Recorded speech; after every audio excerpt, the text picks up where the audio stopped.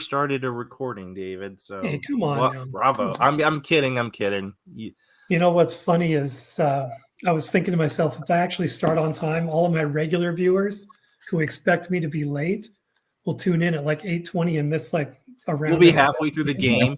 They'll be like, "What? It's 10:15. How are they already started?" It's like he's playing against Steven. It's already done. What?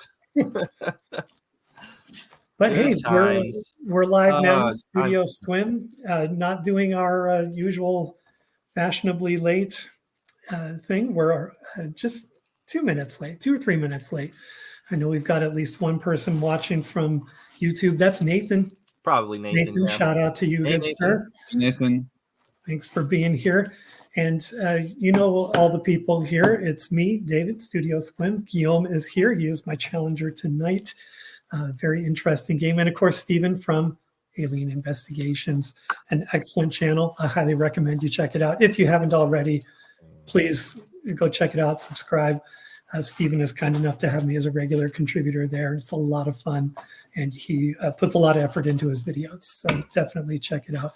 And I am doing all of this witty banter because I put this deck together today, and it's still kind of in order of sight. Bluff and all those kinds of things are probably still together. So I'm shuffling as best I can, as quickly as I can. Guillaume, I assume you're all ready to go there, boss? Yes. Okay, well, for everyone who isn't quite familiar, tonight's format is two, actually. We're doing killer cards and X-Files powers. Now, you may have seen these. I'm sure you've seen the cards, and the directions tell you to immediately pull them out. But if you get if you actually read that little booklet all the way to the end, you'll see that the killer cards are actually a pretty cool part of the game. We'll see how it goes. There's that rule book. Steven's got it there. Yeah, but it's got that little piece of tape on it, so I can't open that one. That tape that's impossible to get off unless you're packing a knife or something. Don't tell me you also have classified documents at your house. Right? Oh God. Not wrong channel for that, David. We don't get political. I like it, but wrong channel. Yeah, I was just gonna give the page numbers out in case for some reason someone can't find it. It's in the description too. I want to say it's 43 to 45, but I could be wrong on that. No, it's pages 42, 43, page 42 mentions the killer cards. Page 43 is where the X-File powers rules begins. And 44, 45 go into greater detail about the powers that are available per each of the 4 characteristics. There we go. So briefly, while I'm shuffling, Stephen, can I hand it over to you, and you can tell everybody about killer cards and the X-Files powers while I try to get my cards together here? I think I can manage that. So off the top of my head, I believe there are somewhere in the neighborhood of 16 killer cards. Well, I guess you could collectively between the Premier Edition and the Truth Is Out There Edition, I think we're looking at roughly 16 killer cards, most of which were removed from the Truth Is Out There Edition. So most of the killer cards you're going to see are coming from Premier. However, if I am not mistaken, you gentlemen are also using Season 4 cards this evening. Is that correct? I don't think we didn't discuss it formally, but I think we just assumed that Season 4 is part of the normal thing now. After 13 play tests and cards in the mail, I think it's pretty much a foregone conclusion that they'll be in there. Excellent. So with that, I guess I can say that the number of possible killer cards has increased a little bit because the Season 4, the unofficial Season 4 expansion, that is, did include several new killer cards, some that are specific to one particular agent, and then a couple of two adversaries, if I'm not mistaken. Mm-hmm. Definitely one, but there might be 2 in there actually that have the killer keyword attached to them. I should know this, but forgive me, gentlemen. I should have these cards committed to memory. But long story short, let's talk about what killer cards do exactly for those of you who may not be aware. Killer cards are included in what has, and when I believe even the manual terms as games that are less than civil, because they have the ability to remove an agent from the game, which is not a standard practice in a typical game of X-Files collectible card game. You start off with your team, and you're generally supposed to end with your team. But killer cards that have that option of severely crippling your team or your opponent's team by allowing you to remove an agent with very little possibility of coming back into the game unless they draw a Samuel Hartley card. So that's in a nutshell. We have attempted several killer card games over the last year. I believe a lot of them, the most attempts you'll find on David's channel. I do have one or two games, I believe, that are posted now in which we did have killer cards, but they just, because there are so few, they generally don't come up very often in the course of the game. So to this day, at least as far as the games that we've played on Studio SquIM and Alien Investigations, we have yet to see an agent removed from the game at this point. Will we see that tonight? Well, we're about to find out, aren't we, gentlemen? So that's killer card.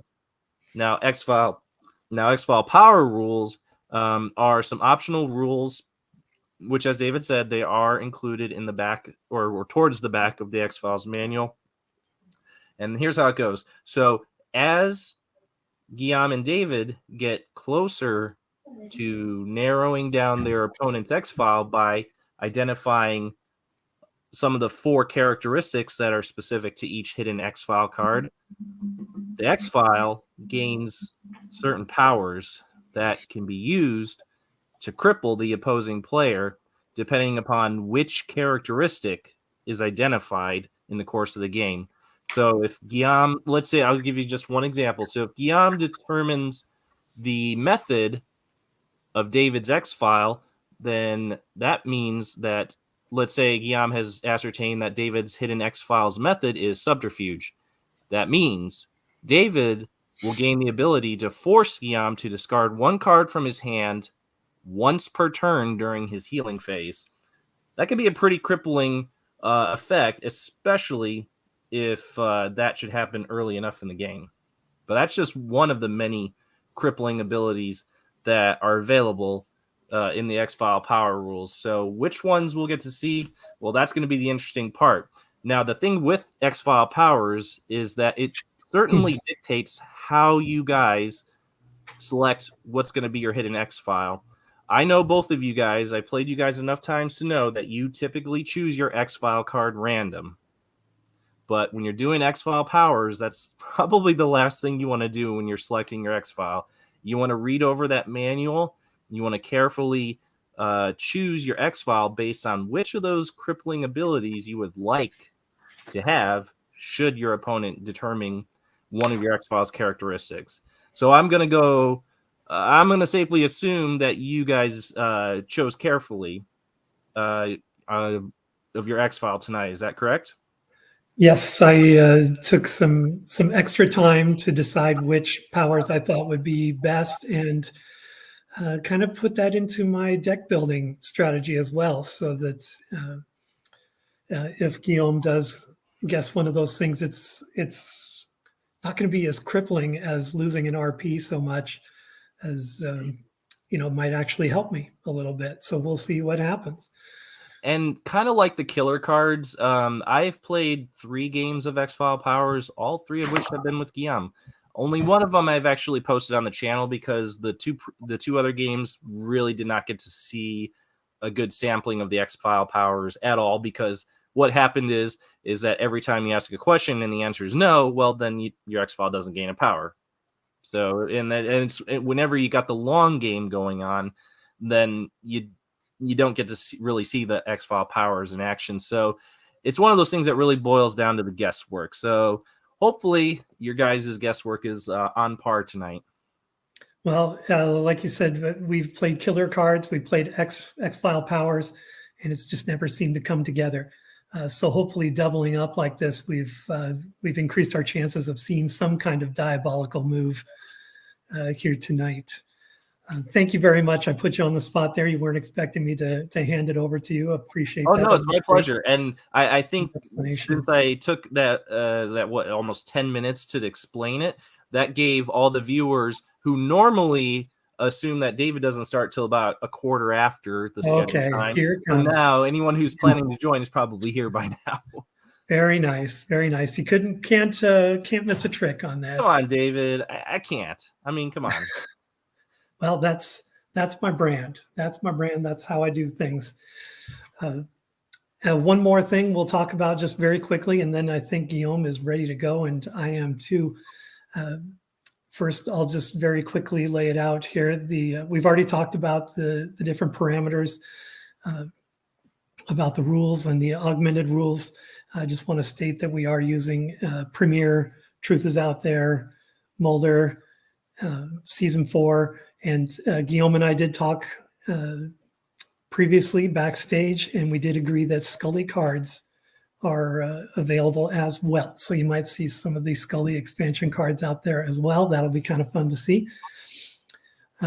Anything else before we go to it? Otherwise, I think we should introduce our teams. No, I got nothing. What about you, Guillaume? No, I think we're good to go. I say that using all the cards from Premier Season 4, Scully set, etc., it made it really difficult to put the deck together. And I think that's one of the tallest decks that I've used. I have maybe 120 cards, and I tried trimming it down, but it was really difficult. So at some point, I decided to go. I went through my deck so many times, trimming, and I still ended up with probably about between 80 and 90 cards, I think, which actually is pretty slim. But yeah, it got to a point where I got to have this card. I got to have this card. I got to have this card. So there it is. We'll see. I am very curious. There's been talk backstage of Steven, one of his upcoming matches possibly being a 60 card limit. I don't know if we're going to do that. I did not agree to that stipulation. However, the stipulation that I did agree to was that I let our friend Joost over in the Netherlands choose my team. So Joost did kindly put together a team of agents for me already. And now all I am waiting on is an opponent to step up and say, all right, I'll throw down with you. So I don't know, maybe next weekend we can do that if someone wants to go toe-to-toe with me with a team not chosen by me, but by, a third party.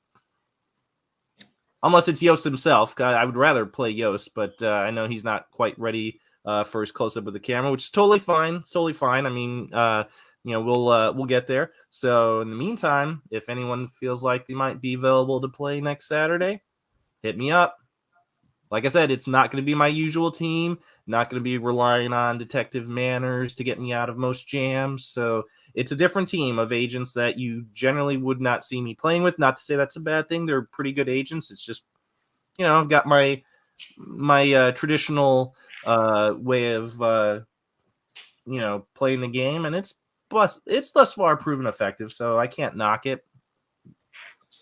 I'm looking forward to that one. And if no one steps up to the plate, I'm happy to volunteer for that. And I would ask, since your team has already been chosen, that if I were to play, that you guys decide pretty quickly, so I have time to mess with my deck and have fun with it and put it together.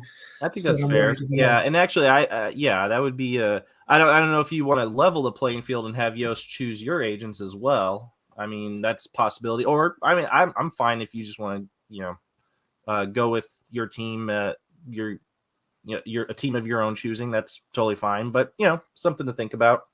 I might throw that out to the Discord and have it chosen by committee and see if they challenge me.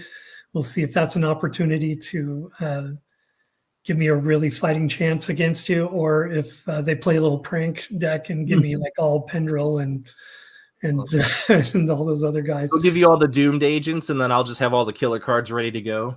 Oh man, yeah. Well, you want to see agents removed from the game, David? Well, here you go. Right. You wanted killer cards, David? Here it comes. Yeah, we'll let Yost pick your agents, and we'll title the episode Yost's Picks. Ooh, nice. That's already come together. But There you let's go. get back in the zone. Let's talk about tonight. Guillaume, since you're the guest here on Studio SQUIM, why don't you go first and introduce your team for us? All right, so I have Agent Lamana. So the specification was that we had to use one agent who had a killer card to their name. So there were 4 agents in the premiere set that had an event killer card designed to remove them from the game. And then we have 2 cards in season 4, which specifically remove agents from the game. So I went with Agent Lamana, Agent Purdue, Danny Pendrell, Deputy Barney Pastor, and Fred Nemhauser. So I couldn't decide, so I went with 5 agents who could be potentially removed from the game. Very ballsy, Guillaume. I salute you. Wow. Okay. Well, try to top that, David.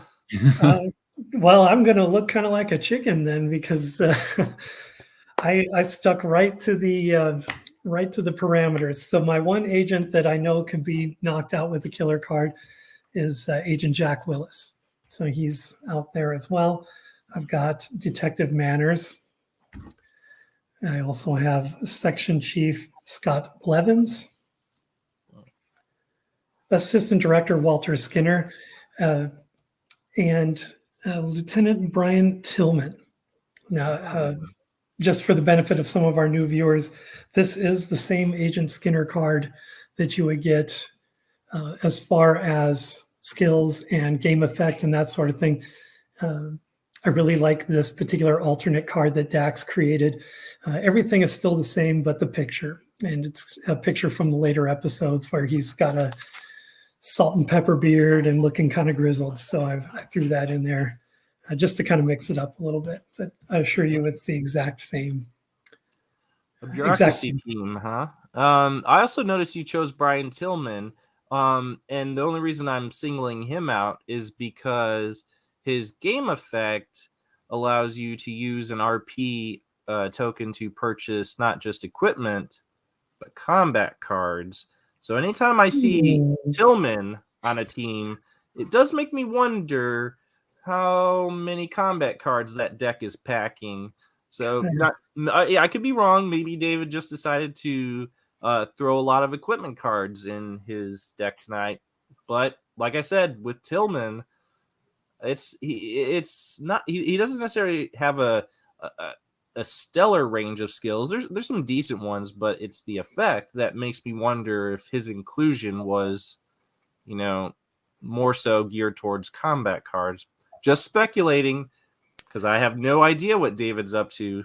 A little pre-game strategizing there. Yeah, that does kind of tip my hand as far as my strategy a little bit. We'll see. Sorry I called you out there, David, but I don't know if that's going to bring any comfort to Guillaume over there, who's like, oh, combat cards. What's going on here tonight? I think Guillaume is already consulting his binder of cards to see what I might have in store. I was selecting your team of agents. Oh, yeah. Yeah, because Guillaume likes to play with the opponent's agents in front of him, which is a really good strategy to have if you don't really have a good working knowledge of the agent's skills and effects. That I strongly recommend that. I mean, I get by with just having the skills and effects committed to memory, but there are some gaps in there. So yeah, Guillaume's playing it smart and by having them at the ready.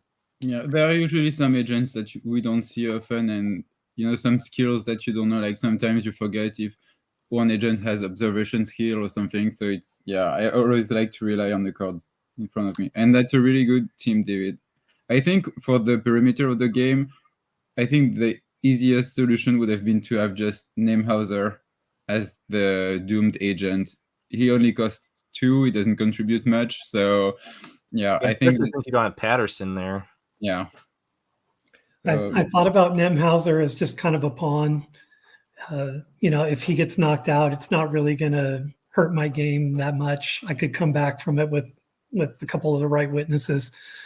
But that wouldn't be very interesting. That would not be interesting. I even though I only picked one, I picked one that if he's knocked out, that could be interesting. Yep. So we'll see how it plays out. And without further ado, I think we should get started. Our usual format is Stephen will go to the green room and will be available for any rules questions or clarifications. So Stephen, thank you very much. And we will and try not to have any questions come up in the next 5 minutes because I need to go make some popcorn because it wouldn't be a Saturday night watching this game without a bowl of popcorn in front of me. So try not to call upon me in the next 5 minutes, okay? Oh, okay. We'll do our best to stick to the rules. Good luck, gentlemen. Thank you. Okay, let me just rearrange the cameras a little bit here. Well, I kind of went the long way about it, but there it is. All right. Gosh, we just need to decide who's going to go first and then draw our 7, right? You have your X file chosen. Mine is right up here at the top. There, I see you. All right, let's do this the usual way. This is one of my game tokens here. We've got X. We'll have that as heads. And the opposite side is a US dime. Here we'll have that be tails. And Guillaume will have you call it in the air. Ready? 3, 2, 1, go. Head. Go. It's tails. So I will. I'm actually going to start. I'm going to choose to start as a conspiracy player. You go ahead and start first. All right.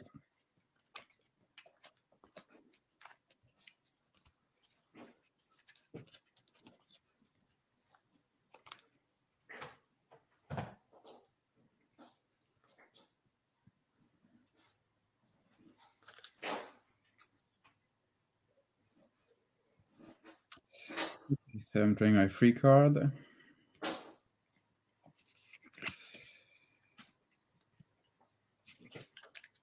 I'm going to generate my res, which is 1, 2, 3, 4, which is 5. Puts me up to 10. And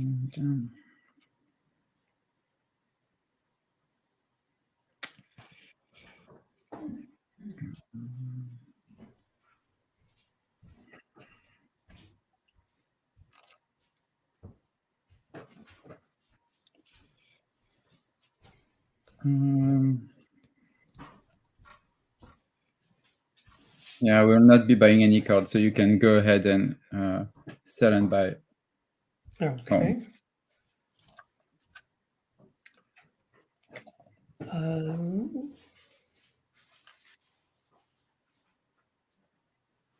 pretty satisfied with my hand. I'm going to stick with this, no selling or buying. Back to you, sir. Okay.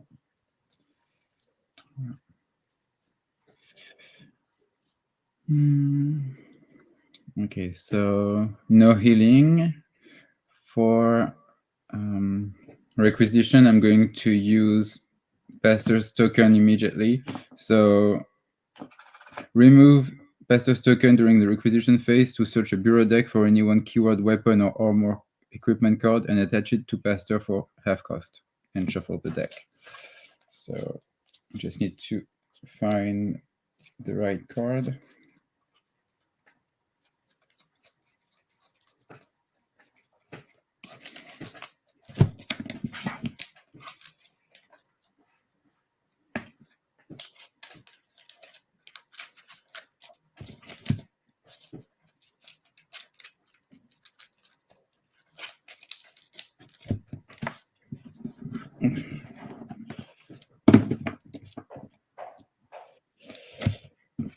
Okay, so I'm going to attach the SWAT tactical gear. So it costs 6, but only 3 since it's half the price.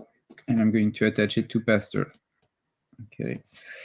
And for deployment, I'm going to send everyone to the field.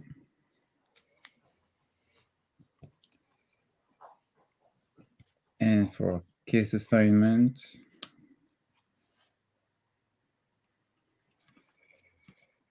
we are going to go investigate.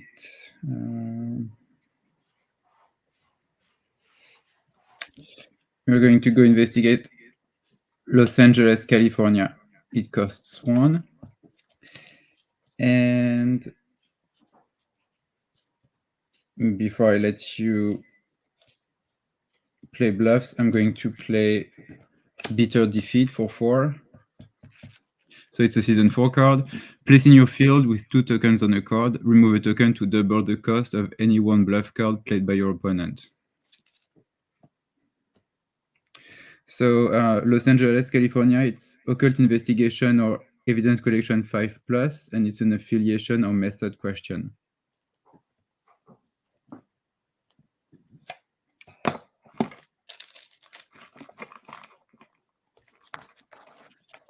You're good. I have 1 bluff.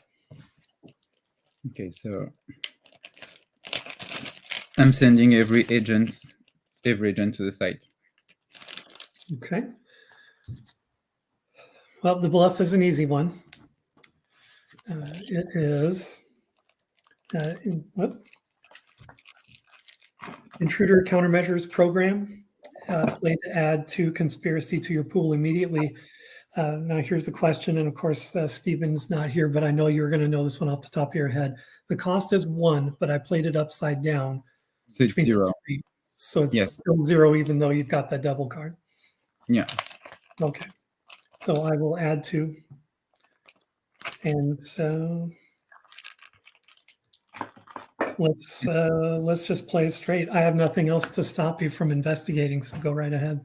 All right. So, well, I'm using Evidence Collection 5+, and I have, I think, 8 or I have more than 5 with the whole team. I'm going to be asking a method question. Well,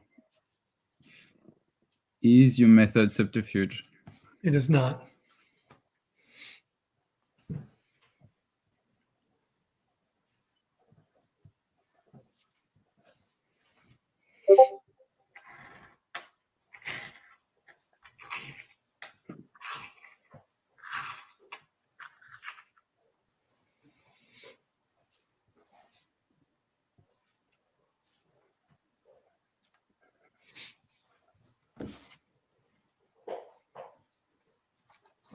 I only have 1 computer screen, so I don't have Yossi's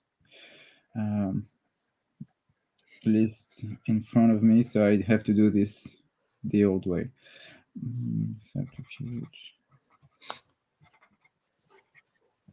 That's okay. It gives me a little time to review some of my cards here.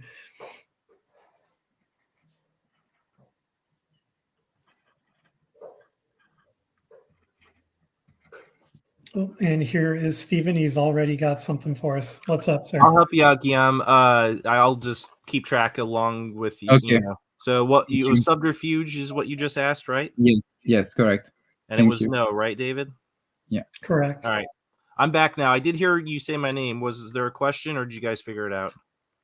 No, I was just joking because I had a question about my card, but we figured it out. It was an easy question. Okay, and I also want to point out that Nathan indicated that he's available, obviously, in the YouTube chat as well as on Discord. If you guys have any questions on rules, so you can just throw it out there. I'm sure he'll be able to, weigh in on it if, for some reason I'm scratching my head on something. Then I will address Nathan specifically. Any comments or anything you want to throw out there, put it in the YouTube. I'm more likely to see it there. He did already throw out one earlier as we were talking about, legal cards and whatnot. Oh yeah, if he put it in Discord, it went right over my head. No, it's in the YouTube comments. I see. I'm working on a format guide so we can easily make shorthand references when deciding on what cards are legal for a particular game. Very cool. Yep. Yes, indeed. Very cool. All right. Kick me out. Yeah, I'm antsy to start my investigation. So here we go. All right. So Los Angeles is discarded, and I have 6 cards in my hand. I have 6 as well, no discard. So we'll go right to my briefing phase. I'll draw for turn. Oh. We'll generate my res. I get 1 for Tillman, Well, 0 for Manners, 1 for Jack Willis. For Section Chief Blevins, he is in the bureau, so I get 2 for him, so that makes 4. And then Assistant Director Skinner gets 3 when he's in the bureau. So 1, 2, 3, 4, 7. If Yeah, I, it's a lot of rice. Yeah. oh geez, not a bad start there. No, And I am going to play, before I turn over to you, I'm going to play Hard Evidence for 2. That is add 5 tokens to your pool. So I'm going to add 3 and use 2 of those to pay for it. So that puts me up to 15. And then I'm going to buy 3 conservatively there. Take me down to 12. I'll take my 3 and over to you to sell and buy. So I'm going to sell my second SWAT tactical gear for 6 and Sheriff Andy Taylor for 4. So that's 10. Yeah, 15. Oh, And Stephen wants to break in here. Guillaume, did we not add a stipulation at the end of that SWAT tactical gear, or am I misremembering that? oh, you're right. Oh yeah, I did not remember that. Okay, well, thank you. Yep. Sorry, that doesn't help you out though. No, it David's doesn't. like, yay! Yeah. David's like, yay, the encyclopedia pays off. Comes in handy on occasion. Not in Guillaume's case though. Again, No, sorry about that. Not in my case. Kick me out. So what is the stipulation there? Well, it actually cannot be sold for CP, and I think that's something we added in a later version of the card, because yeah, since it does cost 6 RP, it's also useful to sell for CP like the shotgun. But yeah, I did not remember that, so that's why I put 2 in my deck. Okay, well, need to rethink this.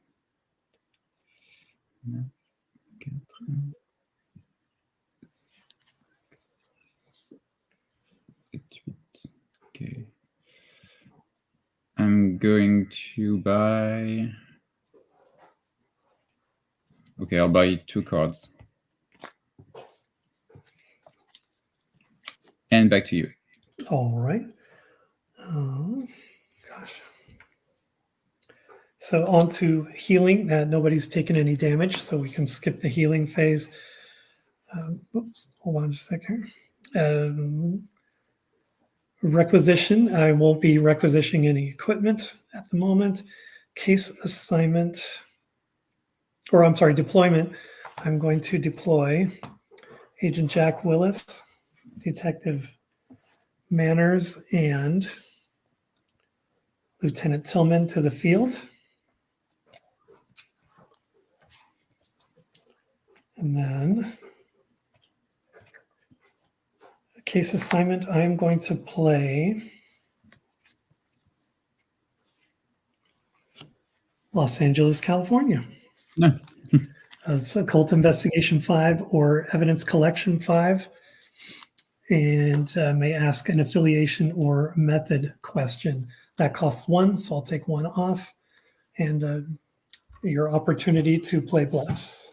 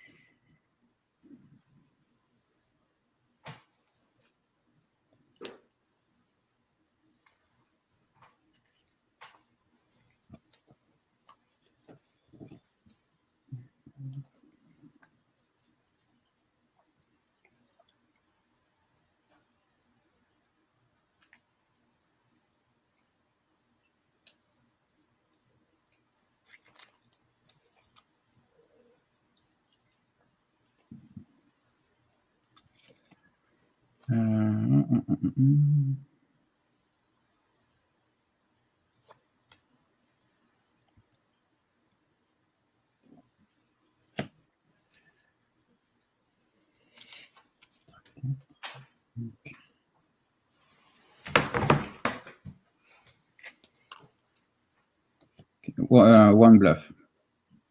Okay.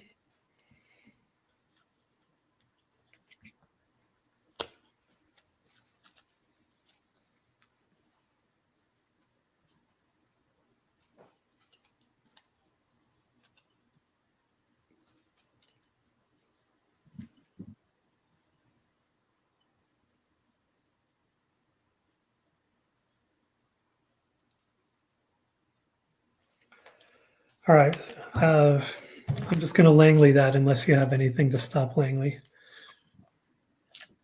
I don't. Okay, that costs 2, takes me down to 9. Right, so the bluff was core troubles. Oh, yeah. Yeah, that could have been a problem. Yeah. Anything else, good sir? Yeah, so I have a second bluff which I'll play face up. No trespassing. It costs 3. Play this card to prevent all agents with the keyword FBI from contributing to any skill checks occurring at this site. Ah, yeah. That would just leave these 2 guys, and they are not enough by themselves. Not by a long shot.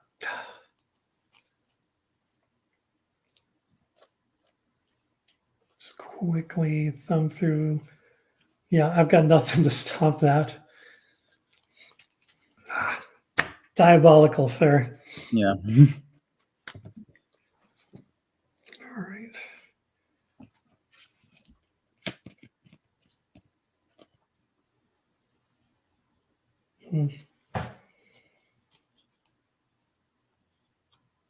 All right, let's move right into debriefing. So I have 5 cards. I have exactly 7, no discard. So to you to start investigation. All right, so I'm going to draw my free card. I'm going to generate my raise, which is still 5, puts me up to 7. And I'm going to play hard evidence and add 3 more tokens to my resource pool. And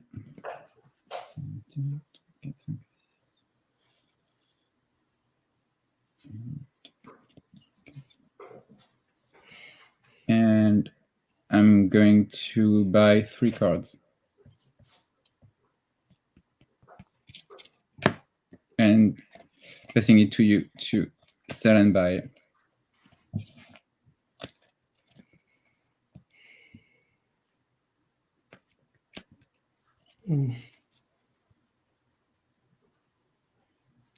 I'll sell 2. Skinner's Wedding Ring for 4, and Senator Richard Matheson for 3. That gives me 7. Takes me to 14. And I'm going to buy 3. Takes me down to 11.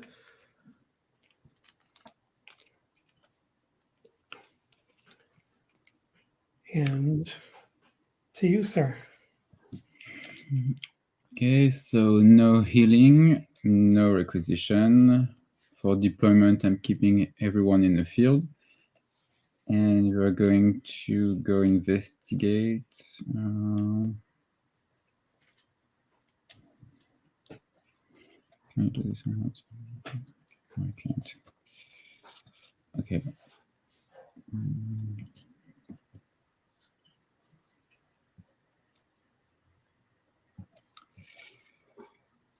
We're going to go investigate Icy Cape, Alaska. It costs 2. It's evidence collection 4+ and result question.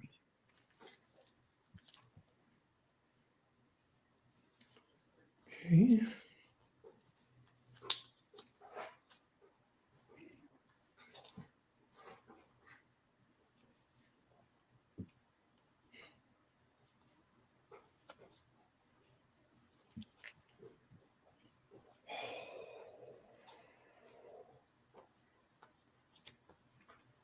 All the right cards, but all the wrong timing. I have no bluffs.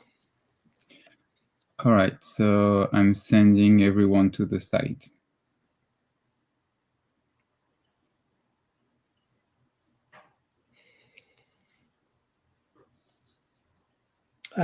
No adversaries or events or anything. It's all yours. All right, so it's a result question. Okay, let me see which one would be the most effective.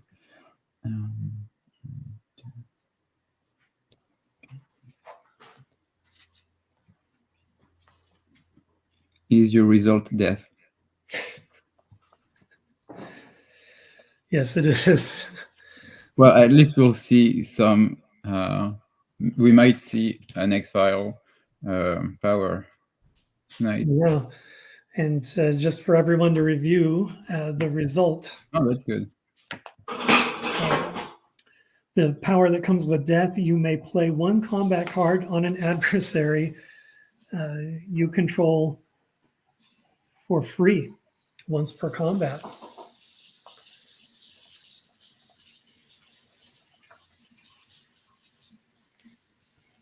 That's actually quite a useful power to have, because sometimes the combat card can make the difference in combat. Indeed. But usually, especially given the cost of the adversary, sometimes you just can't afford it. So that's good to have it for free. Especially since we currently don't have any card that can negate a combat card. Right. Interesting combination, isn't it, Stephen?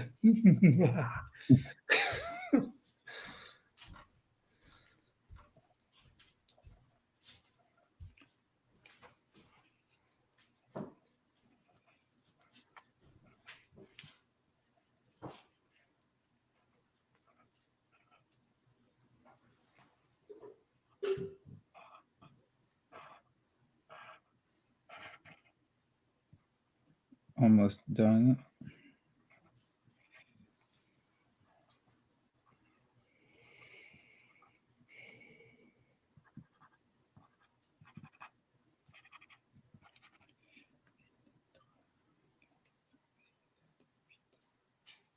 So, Stephen, if I'm not mistaken, I have 10 possibilities remaining, correct?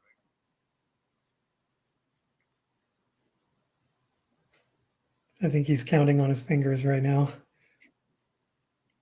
He says, hold on, hold on.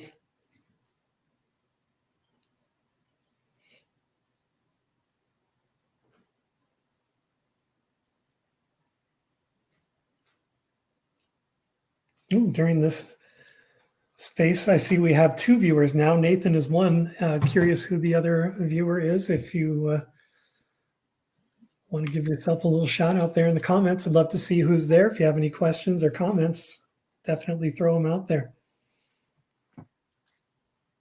Oh, and I see Nathan has just joined us, so we're going to bring him and Stephen in real quick.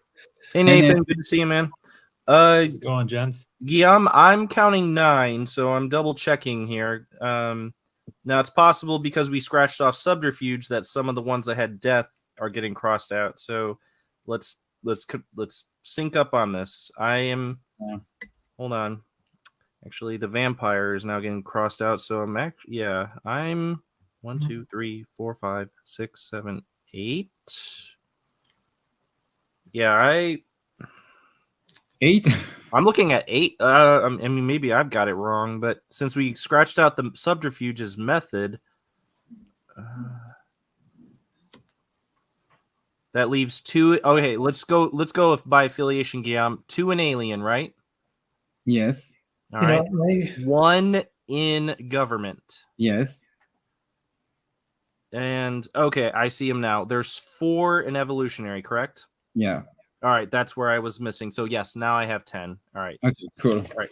Good deal. I found him. So yep. 1 Thank in you. primordial, 2 in occult. Yep. Yeah. That's it. All right. We got it. We are a match as far as our checklist goes. And yes, David, the fact that you did choose a X-file with the result death combined with Brian Tillman does suggest that, we could be seeing a healthy amount of combat cards on your end of things. No more spoilers. No more heavy deal. I'm just analyzing what I'm seeing here, and what I'm seeing is a heavy suggestion that there could be combat cards, and I think the second person that might be watching is Mike, but he's in his cabin, and so he told me commenting is a bit problematic, and there's also a bit of a delay on his end. So I think it might be Mike who's watching. Although I'm surprised because you guys both played Los Angeles, California as a site, and I know that's his. I mean, I know it's not his favorite place in the world, so the fact that it came up twice, I'm surprised he hasn't just signed off altogether. He's like, I'm done with this. Just signed off in disgust. All right, let's get right back to it here, gentlemen.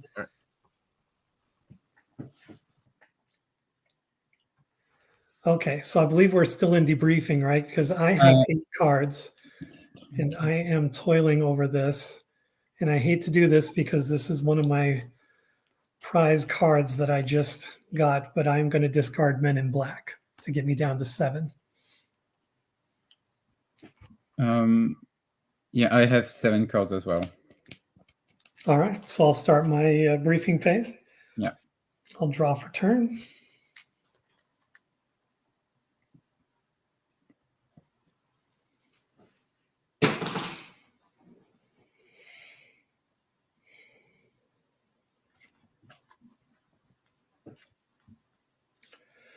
All right.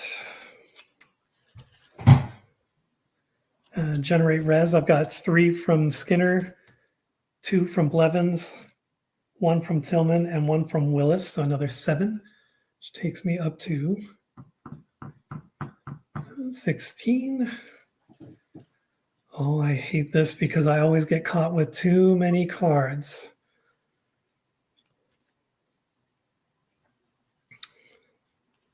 But I'm going to do it. I'll just buy 1 and turn to you to sell and buy for conspiracy. All right. 6.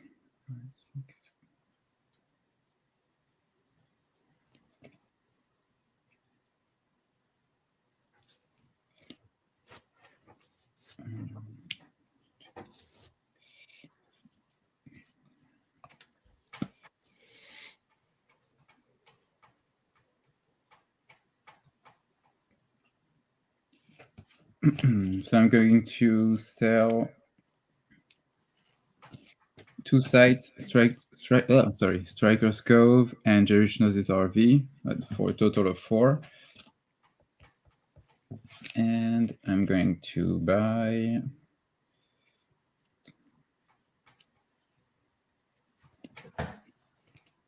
two cards. And back to you. All right. Going right to healing. Nobody's injured, so no healing. Nothing to requisition. Deployment. Everybody's exactly where I like them. Yes.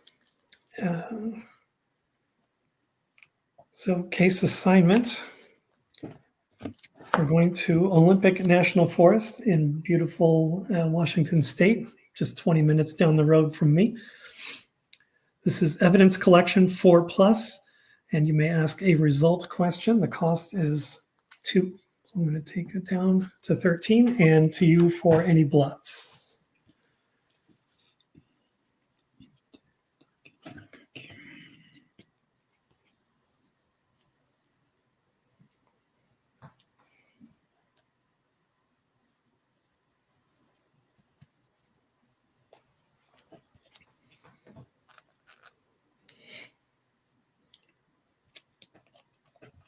So I have 2 bluffs.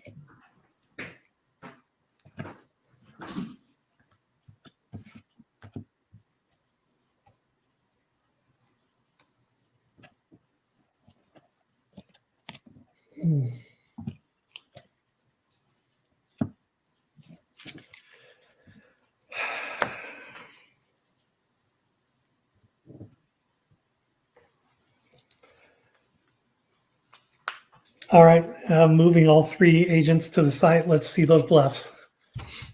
Okay, so the first one is a true bluff. It's my SWAT tactical gear that I cannot sell, and I will not be paying 6 for a second one.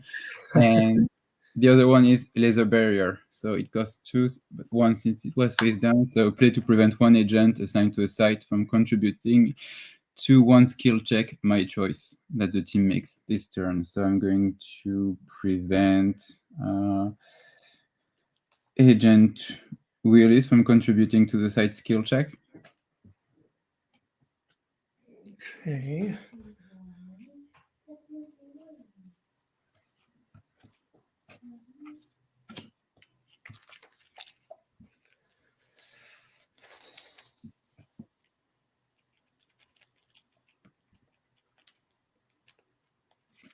I believe I have the right witness to help me, so I'm going to play Detective Manners token to find a witness here real quick.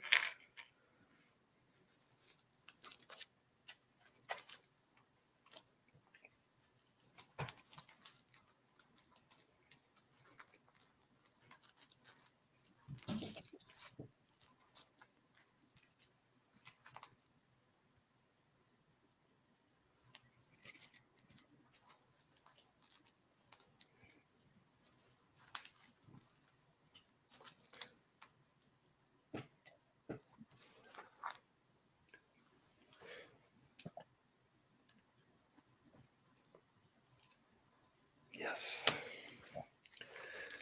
I'm going to play or pull out U.S. Marshal Tapia, if I'm pronouncing that right. Yeah, I think that's correct. So the token pays for me to find it, and then he costs 1. So I'm going to add him or take 1 off of my RP, and he adds 1 to one team's evidence collection skill check. Do you have anything that would stop that? Well, you can play the witness. I have another card to play, but not to negate him. I'm going to play authorized access only for 4 to force an opponent team to make a subterfuge 4+ skill check. If they're not successful, they automatically fail the skill check for the site. You're an intrepid player, Guillaume. With a very low CP pool now. I'm going to continue shuffling that, but let me just very quickly check here. Well, I've got nothing to stop that, so you have successfully thwarted my investigation here. Here, buddy. The skill, just to refresh my memory, what was the skill check again? Subterfuge 4+. Yeah. Not even close.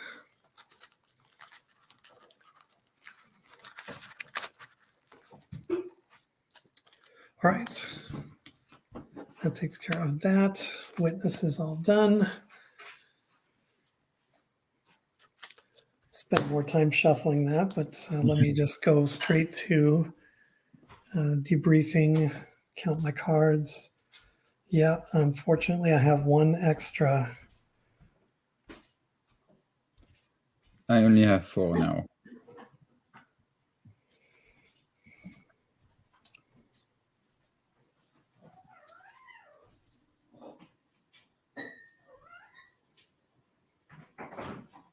I was looking forward to this card, but well, hold on. Yeah, I'll discard Lula Phillips to get me down to 7, and that concludes my debriefing phase.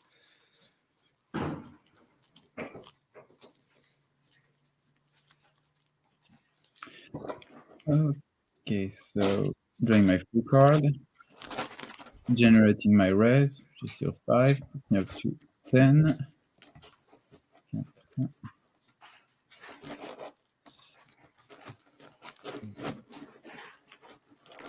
And I'm going to buy 3 cards.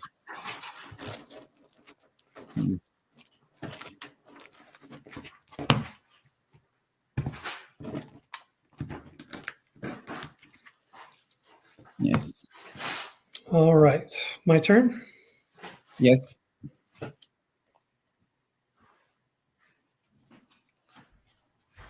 Okay, I'm going to sell Blackmail for 1, and Skinner Intervenes for 3, which makes 4.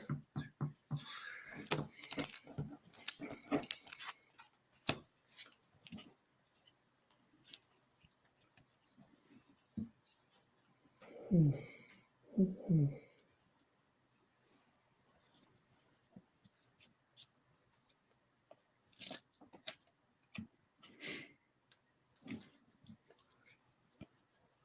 just going to buy one. And back to you, sir. No healing, no requisition. Everyone stays where they are. For case assignment, we are going to Franklin, Pennsylvania. It's criminal investigation 4+, and it's a method question. It costs 2.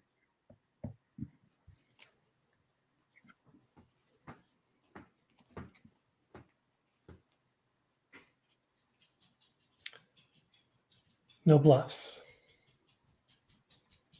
Okay. So everyone is going to the site.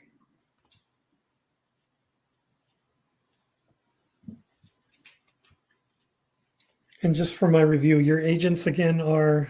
So you have, I have Lamana, Nemhauser, Pendrell, Reggie Purdue, and Deputy Pastor from season 4. Gosh, I'm sorry. Pastor. Yeah. Lamana. Pastor Lamana, Reggie Purdue, Danny Pendrell, and Fred Nemhauser. Okay. No bluffs. Okay, so let's move on to investigation. So criminal investigation 4+. And, 3, 4, 5, 6, 7. I have 8 currently. Ask away. Okay, so it's a method question. Okay.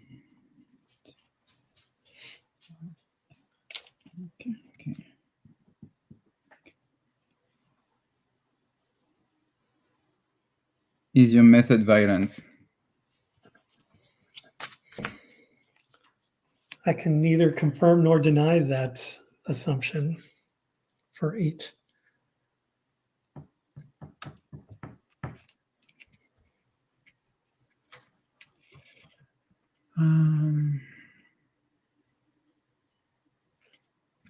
I'm going to play a call for help from the Scully set, so it costs 4. Search through your bureau deck for one event or one witness card with the activator active. Show the card to your opponent.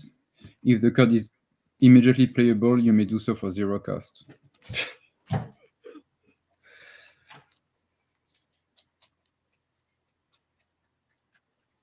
Let me just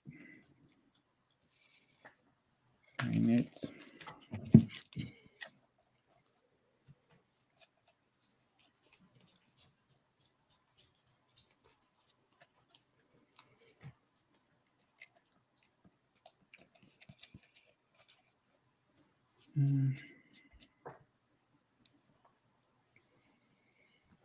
I'm going to play No One So Paranoid to negate that event. You know what? I was so excited about that. I didn't even pay attention to what your question was. So, but I think that's the first time we've seen that card being played, so that's good. My question was, is your method violence? Oh no, my method is violence. So that activates another X-file power. Let's see if it's going to help me at all. Violence. Place 2 tokens on your X-file. Discard a token to draw. Oh gosh, this writing is so small. Yeah, you can draw an adversary and play it immediately. Oh, no, discard the token to draw an eligible adversary card from your discard pile and play it immediately for 2 CP less. Okay, I'm glad somebody's eyes are young and healthy. Well, that's good. In addition to the death power, that's good. Well, not for me anyway, but.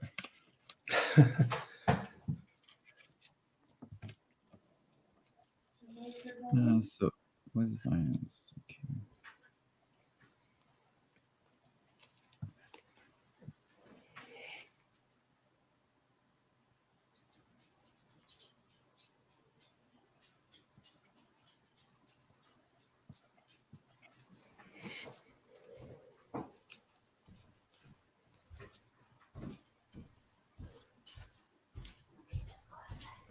Stephen is giving me the hand signal of 5. Does that mean you only have 5 options left? Okay, that's correct. Yeah.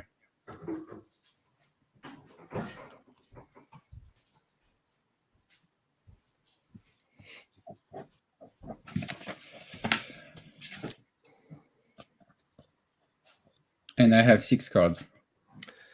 Great news. I only have 5, so no discard for once.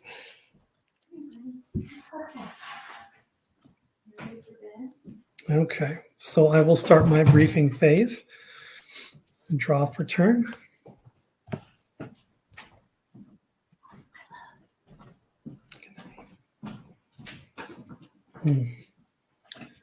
All right, let's generate res. Got 5 from these 2 and then another 2 here, so 7. 19 in my resource pool.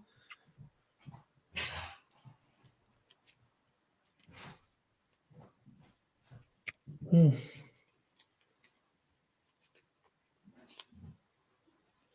going to buy 3.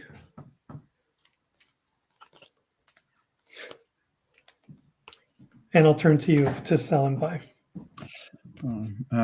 Well, since I don't have a lot of conspiracy, I need to do some selling. So I'm going to sell fingerprints for 2, Father McHugh for 2, and biohazard suit for 4. So that's a total of 8. Puts me up to 9. And 6.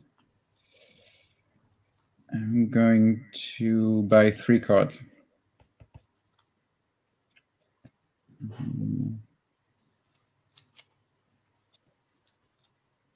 Yeah. 3 or 4. 4 cards. And passing it to you. All right. Healing phase. I've got no healing. And nothing to requisition. Case assignment. We are going to... Oh, shoot.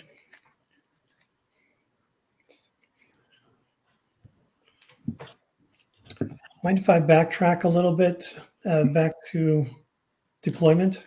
Oh, no, go ahead. Okay. I'm going to bring these 2 guys out of the bureau. Skinner and Blevins. Okay, now case assignment. The site card is Women's Health Clinic in Richville, Maryland.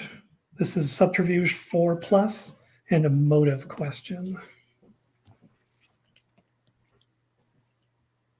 So I always forget with that card because the keywords don't match the question. So I always forgot how we treat those cards. I know the two sides from Truth is out there. There are mistakes in the keywords. So do we go with the keywords as they're printed, or? I know Kevin. Excuse me. I know Kevin Marion's FAQ says to just go by what the site prerequisite is. However, I could see if you guys want to. Yeah, I think it's best that you guys just decide amongst yourselves if you want to take the card as is, or if you just want to settle on the what the site prerequisite is. It's up to you. In my opinion, Nathan? if you guys can agree on it. Nathan, you're muted. Nathan, you're on mute. My bad. I didn't even know that there were mistakes on those cards. Oh, yes. So this is a subterfuge and motive, but the keywords are site, mono, result, and subterfuge. And the same goes for the tracking the killer site as well. That one has the same issue. Are we sure they're mistakes? That's the other, and that's kind of why I'm inclined to say if you guys want to just decide amongst yourselves, because we've never had anyone on the development team confirm that, yes, this was an intentional to kind of shake things up a bit with the sites. I mean, I'm inclined to think it was a mistake, and I think most people accept that it probably was. But then again, there's that little sliver of doubt that does remain that they did it intentionally, in which case, yes, you guys would have to take the card at face value and go by those keywords. So again, it's up to you how you want to do this. I would say just go with it as it is. That's That'd my probably vote be the too. Yeah, that would just be the simplest. Just go with it as the card is printed. Yeah. I mean, That's all. it still works in the sense that it's not like there's a keyword missing. It's just that it's replaced with a different one. So how that affects, if a potential adversary gets played, that'll make it kind of interesting. Yeah, I have that's when to I'll say, grab. I do think that it's a mistake, though. I do think it's a printing mistake, especially given 1013. The truth is out there record. Yeah, I think that's a Yeah, it's mistake. interesting that the two sight cards that came out of Truth is Out There both had that problem with it. The fact that it happens on both cards is kind of lends credence to the idea that maybe it was intentional, since they were the only two new sites to come out of that They edition. they didn't do that with any of the sites from They've the. never for the done it model before edition. or since. And So I think it's really, would most people notice that? Because usually you're like, okay, it's a subterfuge method, so you don't look at the keywords, you just assume that they're the same. So, mhm. But now okay. I've got ideas for future sites. There you go. You could make it canon. You could establish it as help to establish as canon, Nathan, that was not a mistake but intentional by repeating that going forward. So yeah, there's Right. food for thought, guys. But you should have a small note at the bottom of the card saying, okay, Yeah, it's maybe intentional, not a something on mistake. there. It wouldn't hurt. We just meant to- this. Yeah. All right. That's so my vote. Play it as written. Play it Yeah, as written. Thank you. Okay, thank you. Oh, David, by the way, I do know the pain of having your deny everything being negated. In episode 12, in which I played Mike, he fro-hickied that card when I played it on me. So not the cost of paying 8 to get the deny everything and then have a silly 3 RP event negate it. It stings. So You I guys feel your couldn't pain, see. brother. I was sitting here with my mouth open. I mean, deny everything, and then it gets no one so paranoid. It was great. That was great. I loved it. That's a classic And theme. good use of a Scully set card too, Guillaume. So that bravo on Yeah. that front. But David, I'm Your Scully excited. set. I know, deny everything. You're right. We don't see that card played often enough, so it's a shame. It just gets pitched in the trash with no help at all. But Yeah, that was an expensive sacrifice, but that's the game. I really Dude, think it was entertainment though for your YouTube it is channel. entertainment. I'm just inclined to The think that entertainment value. I'm not It here is to entertain. I'm here to win. I just think that card if that card is truly the antithesis to Deep Throat, then that card should have had the same stipulation as this cannot be negated, like Deep Throat does. But yeah, Fair. But there it is. there it is. Mm. All right, All right, gentlemen. carry Back to on, the- gentlemen. So that's subterfuge 4+, correct? Subterfuge 4+ and motive question.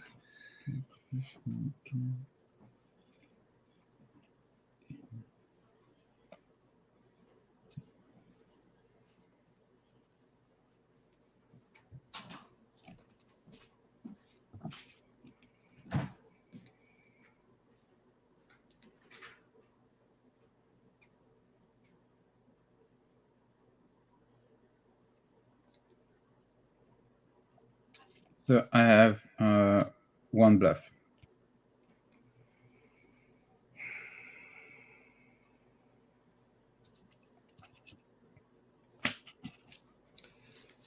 All right. Going to move Skinner, Blevins, and Willis to the site. Let's see that bluff.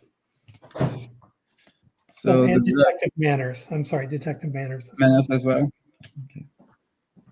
So the bluff is Dr. Stroman. It costs 3, but it's 2 since it's face down. It's play to change a site prerequisite to medical 3+.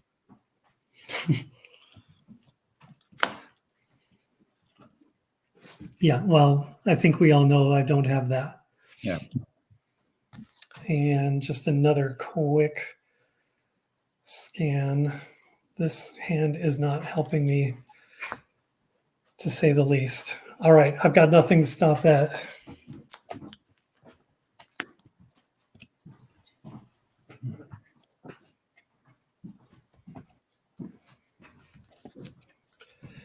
So, unless there's anything else, we'll move to debriefing.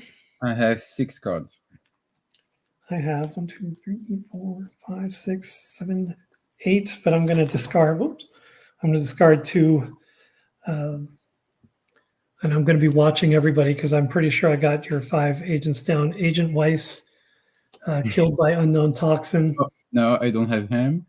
and Agent Jack Willis shot to death in a bank robbery. Actually, that is the 2 agents that I don't have. Yep. I had to cover all my bases. Yeah. That takes me down to 6. Nothing else, so I will turn to you for your investigation. So, drawing my free card. Generating my res, which is 5. 5. 2, 3.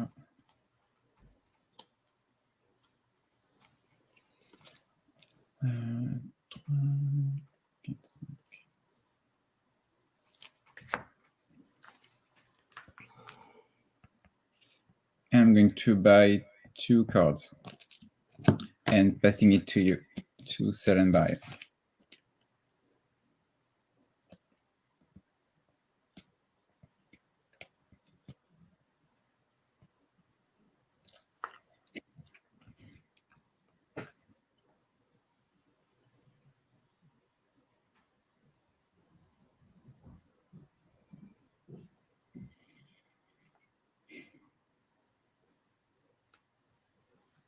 Okay. I'm going to sell blackmail and a Scully card. Roach completes the link for 2, so that gives me 3. Yeah, you did include everything for combat cards. Yeah.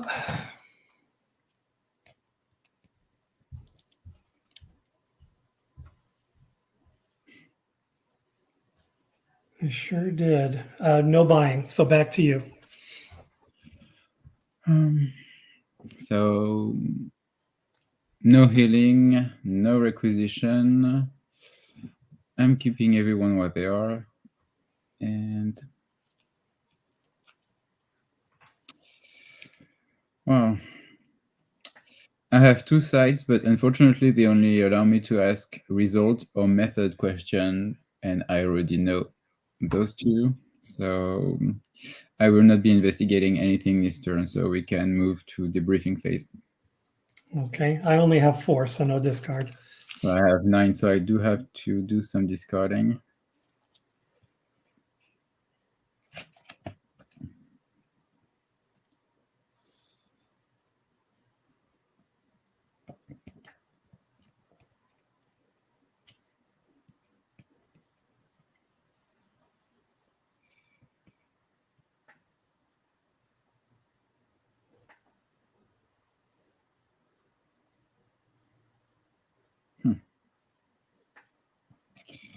Okay, well.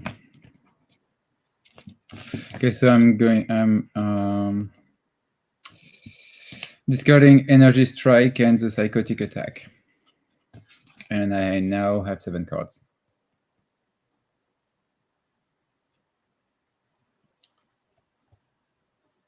All right.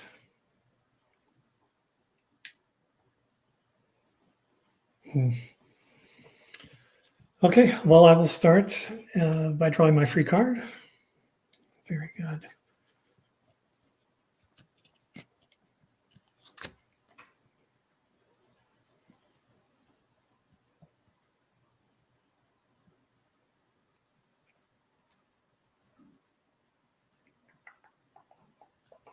And I'm going to play it right away. It is a friend in the FBI. And for the benefit of our viewers here, play this card in the bureau. Place 10 tokens on this card. During your briefing phase, you may take up to 2 tokens from this card and place them in your resource pool. The tokens become or change to resource tokens. When all tokens have been removed, discard this card. So I am going to play that, and instead of the 10, I'm going to put 8 on there and use 2 right away to pay for the card.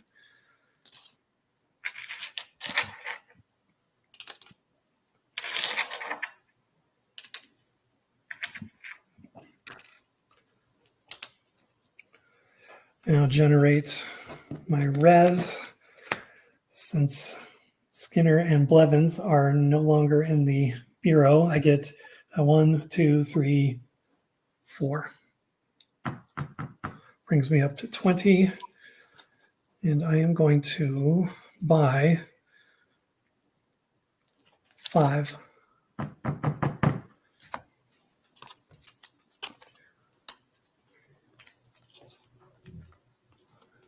And turn to you to sell and buy for conspiracy. I'm going to be selling those 2 sites, so for a total of 4. And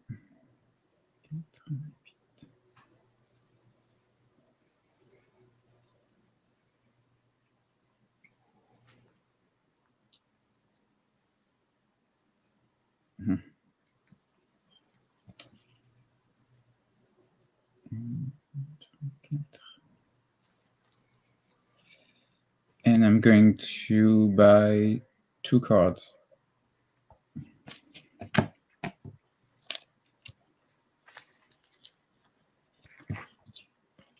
And back to you. All right. No healing. And no requisition, deployment. Everybody's going to stay where they're at. And then a case assignment. We're going to Folkstown, North Carolina. This is a bureaucracy 5 or behavioral 5. You may ask 1 affiliation or 1 motive question. That costs 1. That'll take me down to 14.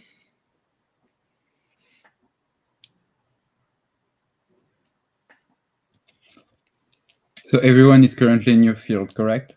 Correct. Okay, so, and it's, could you remind me what the 2 skills are on the site? Bureaucracy and behavioral, both 5+.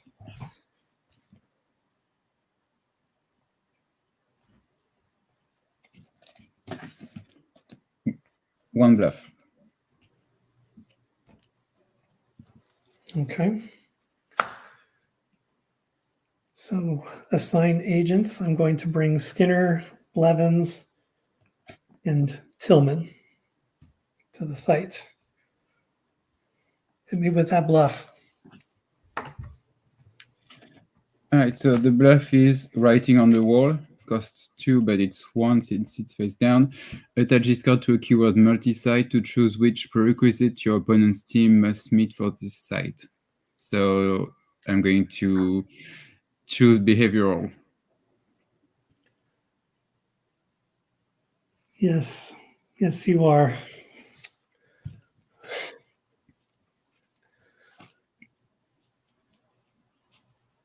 And I don't have anything to stop that.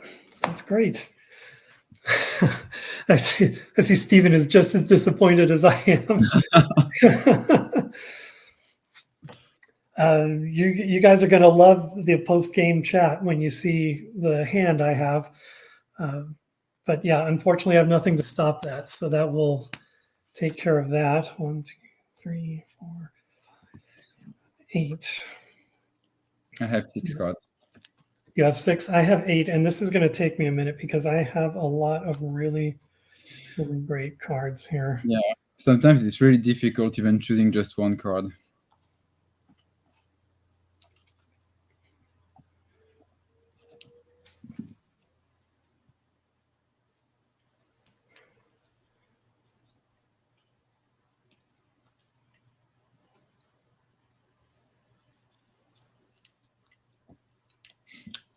I'll discard.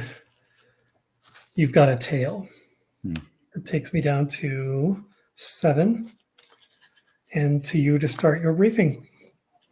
All right, drawing my free card. Generating my res, which is 5.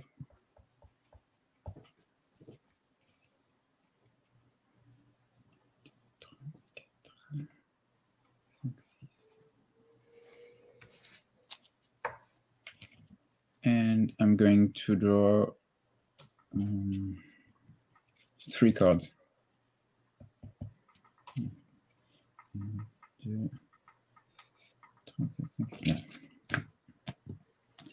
And passing it to you.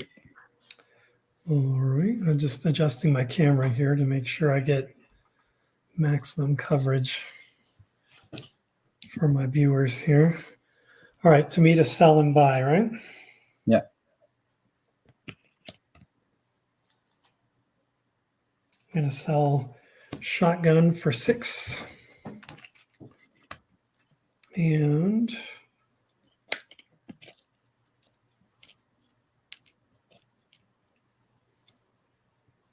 yeah, I'll stick with that 6. Takes me up to 15. And I will not buy any. It's back to you. So no healing, no requisition. Everyone stays in the field, and we are going to go investigate the propulsion laboratory in Washington. It's a computer 4+, and it's a motive question. It costs 2. So computer and motive.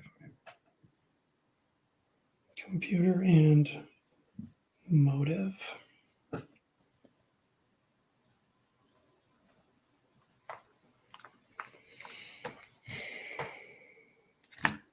One bluff.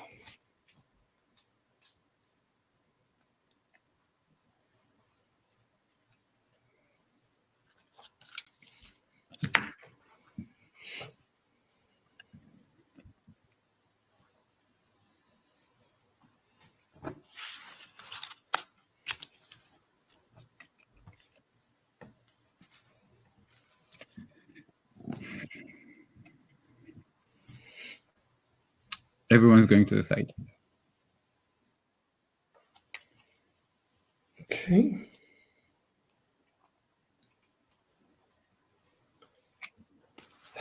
The bluff is, this is a Scully card.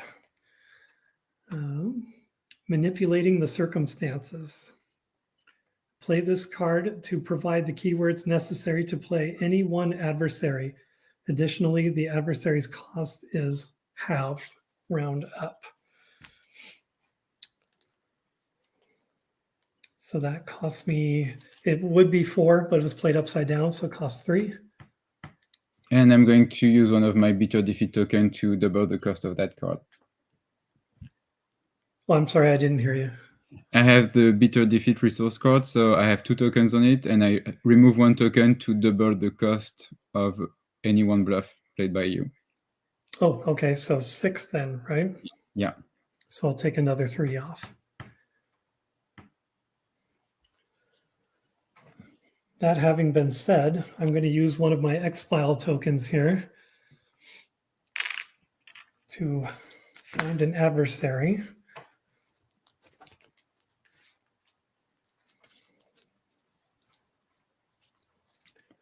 A worthy opponent.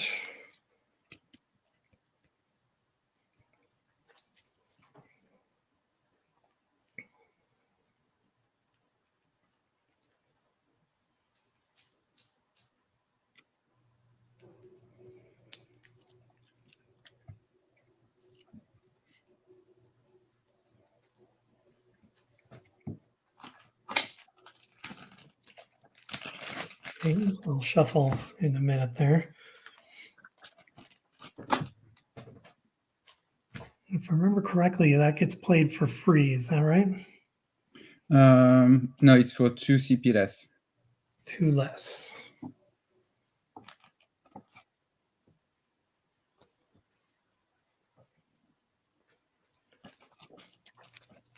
Is going to be Simon Gates. He is 6, but for 2 less, so 4. 4.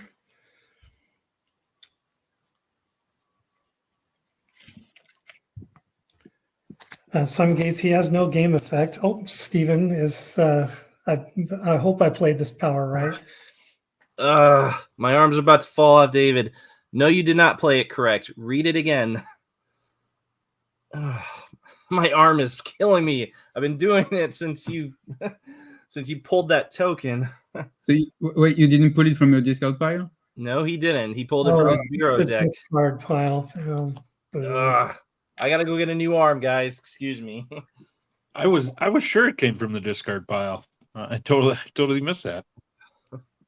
Yeah, and I haven't done anything like that. Hey, it's the first power we're seeing tonight, guys. I mean, this is unfamiliar territory for all. You of have us. an adversary in your discard pile then? I do not. Ooh, I'm so disappointed in me. Kind of almost kicking myself for catching that now. I want to see a power used. Nope. Oh my god. Thought you guys were going to resolve the combat before David looked at the camera. Yeah, well, I rearranged my setup here too to accommodate my new or different camera that I'm using. So the host laptop with everybody that's in the studio is down and to my left, so it's kind of out of my field of vision. So I check as often as I can. But It's all good. It's all good. I was getting ready to fight. I had forgotten to put the 3 tokens on a SWAT tactical gear, so I was ready to absorb damage. Yes, bit of backtracking to do, but however you guys want to resolve that. If you want David to get his power token back or what? Oh yeah, sure. very kind of you. Appreciate that. Oh, that bluff that was a good bluff from the Scully set. That's one of the good ones. I like that one. Do you want to go back to and take back your bluff as well, David? Because I'm fine with it. If you're fine with it, Yeah, and Guillaume gets his bitter defeat one back as well too. Yeah, that bluff is interesting just because there were 4 other bluffs that are specific to one affiliation, but then there's that one, yet the cost is the same. I think that one would have been an ultra rare, especially since you can play the adversary for half cost, and the other 4 cards don't offer that. That reminds me, because the video I just posted between me and Dave Meyer, at the end of the game, you do talk about which cards we think from the Scully set might have been classified ultra rare. So I threw a few possibilities out, but yeah, that's a good discussion to have sometime. But I agree. I think manipulating would have been one of them. Yeah, that one is too powerful, and especially if you compare it to the other 4 cards. Yeah. That's a discussion for another day, because I think several Scully cards are too cheap for what they are. David, can I ask? I know where Guillaume got his. He makes his own cards. Where did you get your Scully set cards? Well, if you don't mind, if you don't want to say, it's fine, because like I said, I know where Guillaume got his. But I wasn't even aware you had any. I have. I took one of Nathan's ideas, and I have some full size 8.5 by 11 sheets that are stickers. Oh, you printed them. Okay, and very so cool. I printed them myself and cut them out and from stuck here. them to the thing. Yeah. Yeah, I would. From here, I couldn't tell. They looked, but again, the camera being as high up as it is, so yeah, they're not bad. They're not perfect size, and no offense to Dax, I do intend to get the Scully set. These are just kind of a temporary thing for tonight. Much like our play testing cards, just cheap printouts. Right on. All right, back to the game. Carry on. Okay, so you have your site out there. Yeah, do you want to go back to the case assignment phase and play another bluff face down? Yeah, I took back my 6.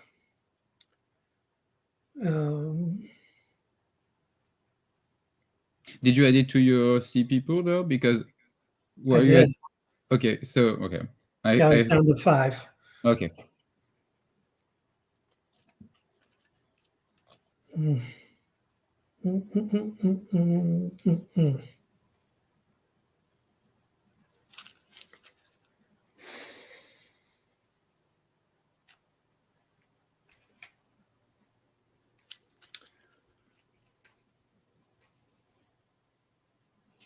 No bluffs. Okay, so case assignment, so investigation phase, everyone's going to the site, so no other cards to play. Oh, now Stephen is back. Hold on a sec here. David, I think Guillaume's correct. I thought you had 15 before all that because the bitter defeat, I thought, took you down all the way to 9. Well, I'm not going to argue. If you want to have mine to have 15, fairly certain of that because you had 15. I think you, played I the think bluff, you, cost I 3. think you had more than maybe. I'm not. I don't Yeah. remember. But I'm yeah, quite that's why certain it was. 15. I had a pause because I thought 11 isn't correct. I thought you had more, but I'll take them. Done. Do you second that, Nathan, or do you don't recall? Yeah, I wasn't paying close enough attention to the resource pool. I've been admiring the That's size confusing. of David's pools this whole game. I know He hasn't gotten a single question. His resource pools have been consistently high, double digit for most of the game. So on that front, bravo, David. Well, we'll see if it pays off. I'm not dead yet. Pays off literally. Anyway. Okay. Well, yeah, no bluffs. You moved everyone to the site. I don't have any adversaries or anything to prevent your investigation. So computer 4, I have 9. So it's a motive question.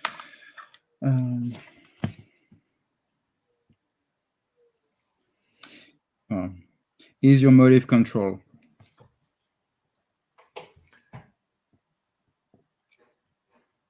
Oh my God, it is.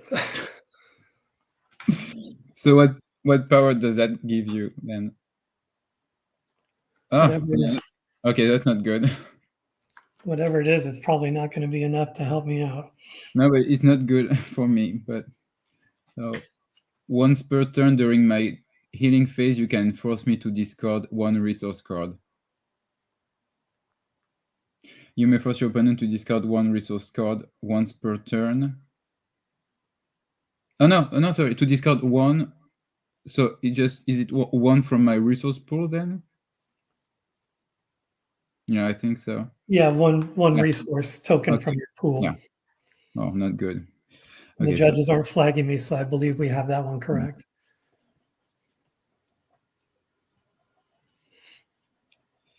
Control, yes.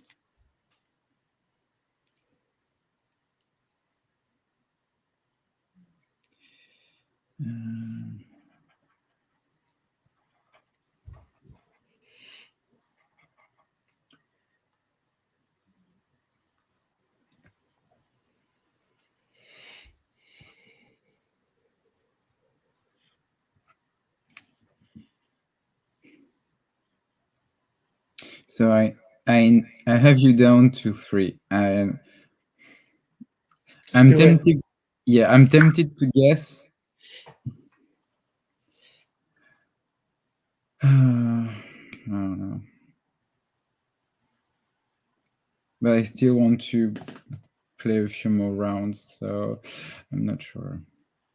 But I do need to draw a site specifically for affiliation now. So, okay, is your affiliate? Is your X file the Manitou? It is not. Okay.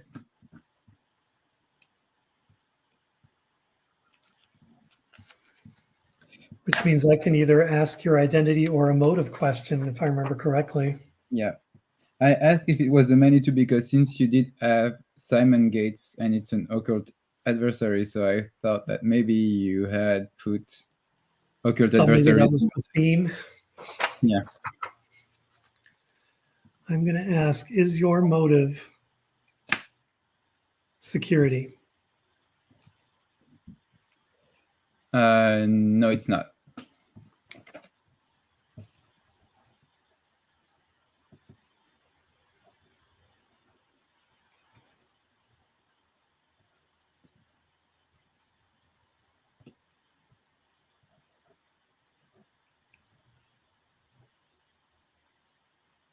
I got you on the ropes now. Mm-hmm.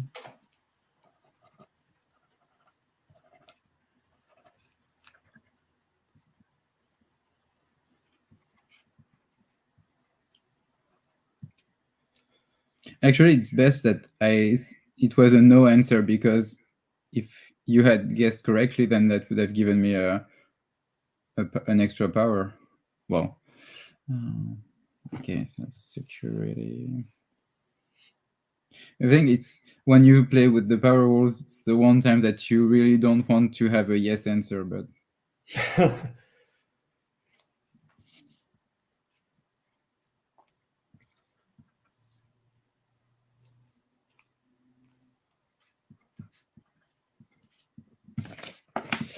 okay, so I have some discarding to do. So I have 2 cards to discard. Okay, I'm going to discard this one.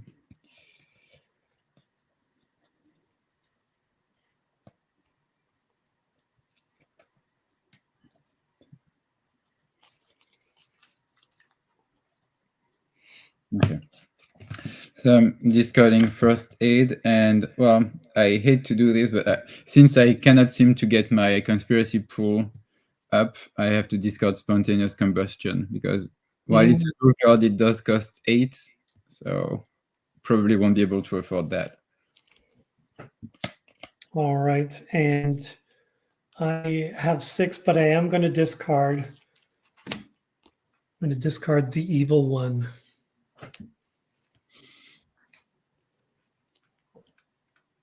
And unless there's anything else, I'll start my investigation. No, you can go ahead. All right, I'll draw one for free. And then generate res. I've got 1, 2, 3, 4. And then I'm going to take 2 from my friend in the FBI. Take me up to 20.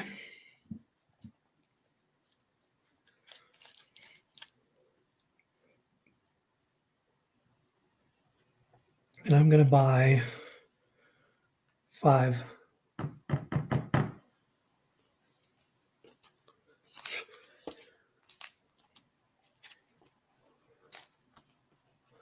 Oh, unbelievable.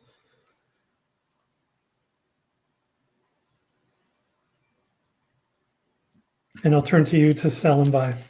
Okay, I'm going to sell latent image and fingernail scrapings for a total of 2. And I'll be buying 2 cards. And passing it back to you. Okay. I'm going to look to you and the judges here just to make sure. I'd like to play a token from Jack Willis. Is this the appropriate time for such a thing? Yes, I think you can do it anytime. Okay. So I'm going to do that. Add this effect. Place a token on this card, discard a token, and look through your bureau deck to draw any one site that asks an affiliation question. Add it to your hand. Reshuffle. So I'll look for that affiliation site very quickly.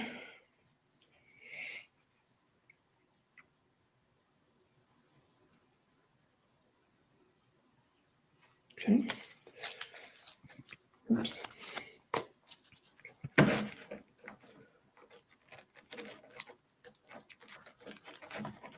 Okay, so healing and requisition are both no move, so I'll go right to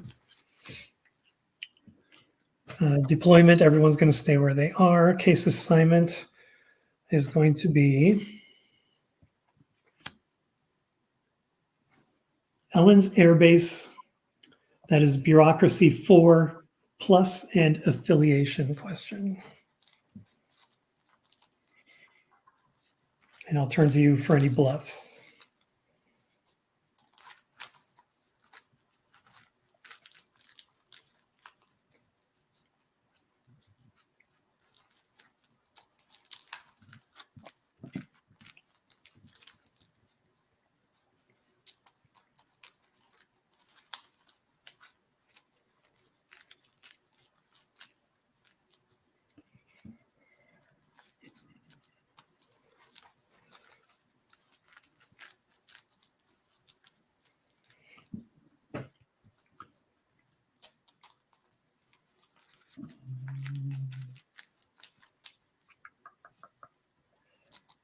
Okay, so I have one bluff. I just need to. Yeah.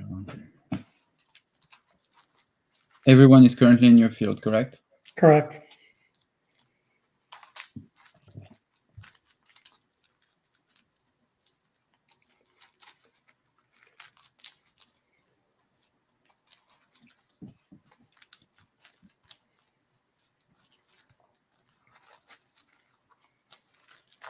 Okay, deck is sufficiently randomized. And it's what are the keywords again on the site? Keywords are site, mono, affiliation, and bureaucracy. Okay, so I have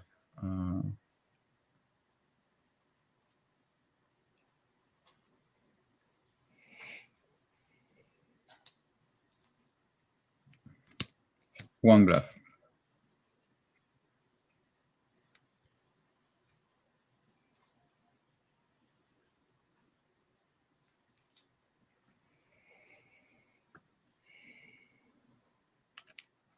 Two bluffs. Two bluffs. I should have hurried up. You gave me that those extra seconds of reflection. So yeah. All right, I'm going to move everyone to the site. Let's see those bluffs. Okay, so the first one is a true bluff. It's the Sandman. And the second one is Jason Ludwig, costs 3, but 2 since it was face down. Play to change the site prerequisite to behavioral 3+. Oh, I'm sure you've already done the math, but I'm going to look here.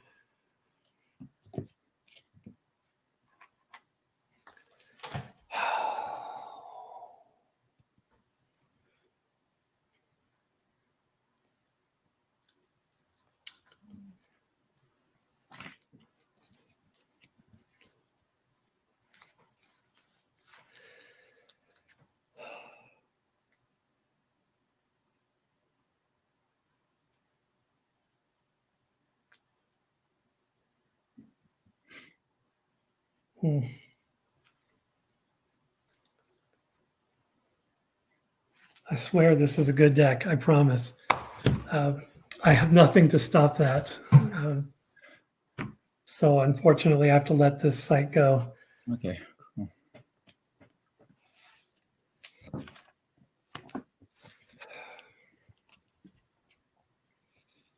Okay, I have 5 cards. I have 10, so I've got some thinking to do here.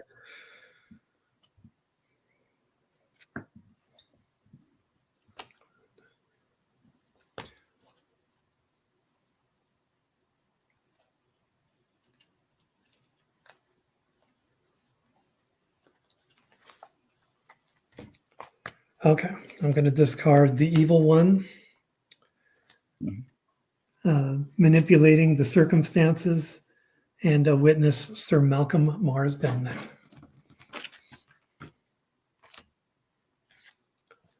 takes me down to, whoops, 1, 2, 3, 4, 5, 6, 7, I'm sorry, 8. Let me just drop one more.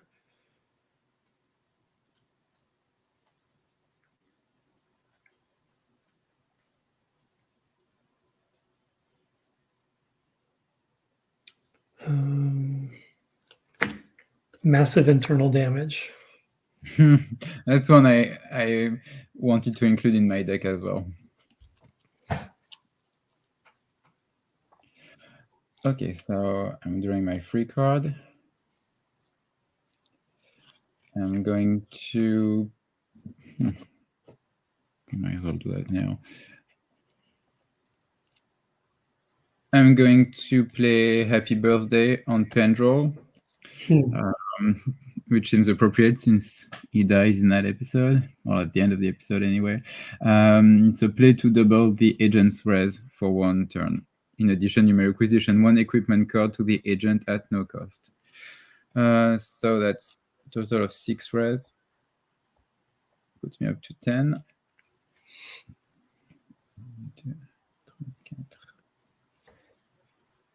And I'm going to buy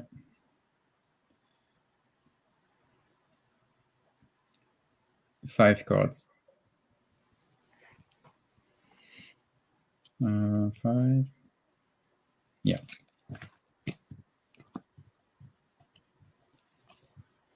And passing it to you. Okay.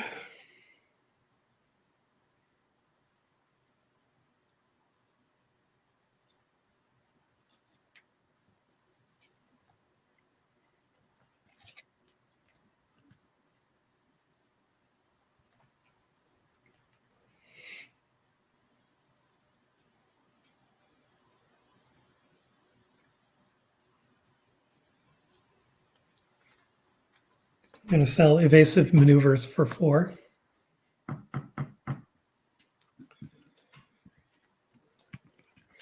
And I'll buy 3. And back to you, sir. No healing. No requisition, so happy birthday is gone. Deployment, everyone stays in the field. And so I'm going to use Lamana's effect. So when Lamana is part of a team... Oh, okay. Well, No. I'm getting waves from both judges here. Hold on. I can't use that effect yet. No, that's not it. Power rule guy. Power rule, guys. Oh yeah. Yeah. Sorry, Guillaume. I know again. I'm not picking on you, but yeah. It's the only power we've actually seen in this game tonight. I'm seeing some kind of power happen. Anyway, carry on. I debated because it does say May. So May, technically you could miss it. That's true. Yeah. Thank you, I think the Steven. May is if you can remember to do so. Yeah. Well, once David remember, I don't think he would say, "Okay, no, I'm letting you have one." So, yeah, thank you, Steven, for that one. No problem. Hey, David. By the way, would manners have gotten you out of that jam in the last one? Did you have any behavioral witness in there? No, Okay. I did not plan on any behavioral at all. Guillaume, you are really hitting him with behavioral tonight. You're just taking advantage of that one particular shortcoming. But kudos. So, yeah. Okay, so I'm all discombobulated now. What's the X-file power that we're all so worried about? During the healing phase, you could have asked me to remove 1 token from my resource pool. Oh, yeah. I suppose, but I missed it. So. Yeah, but I did remove it. So. Oh, well, you're a gentleman and a scholar then. Thank you, judges.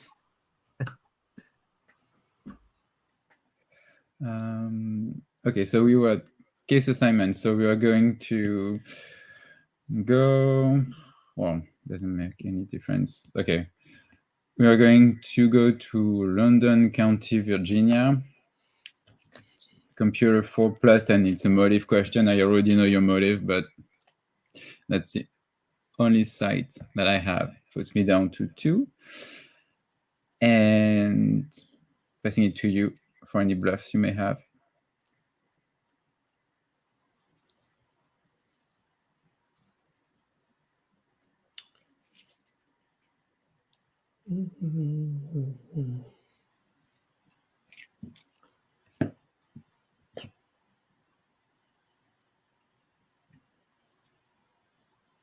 Just 1.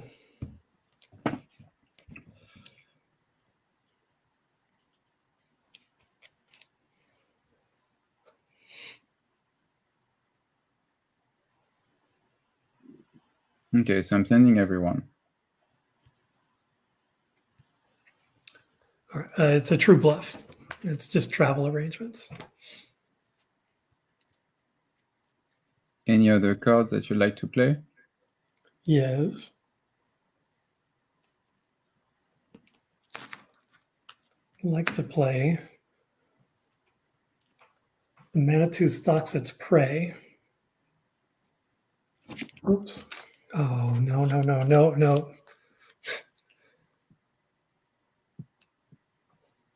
What is your keywords again? Computer and motive. Oh, that's good. I would like to play the Manitou Stalks Its Prey. That is 6. And now I'm going to use an X-file token to pull an adversary from my discard. Oh, but it needs affiliation.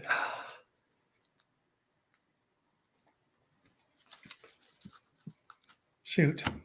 Well, the Manitou will have to stand on its own.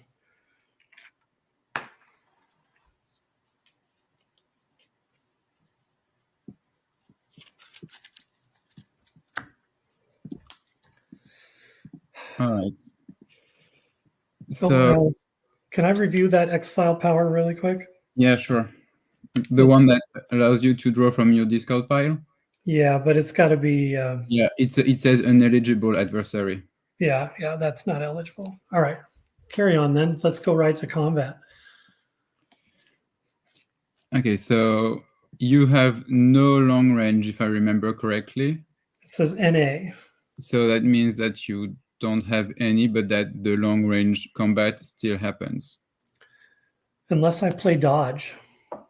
Play this card on any combatant in a long range combat round to reduce the damage from any one source by 4 points. So I'm going to have that out there since I already played it.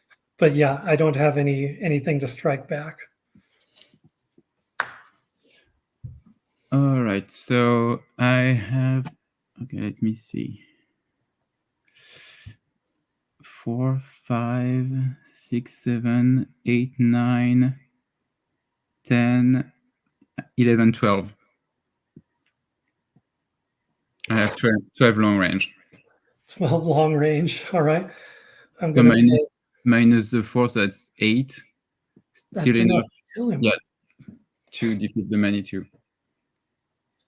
Thanks to the SWAT tactical gear.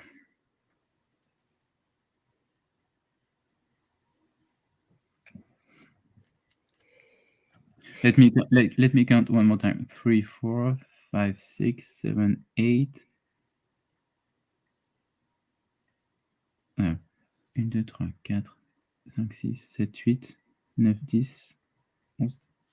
No, you know what? I have 11.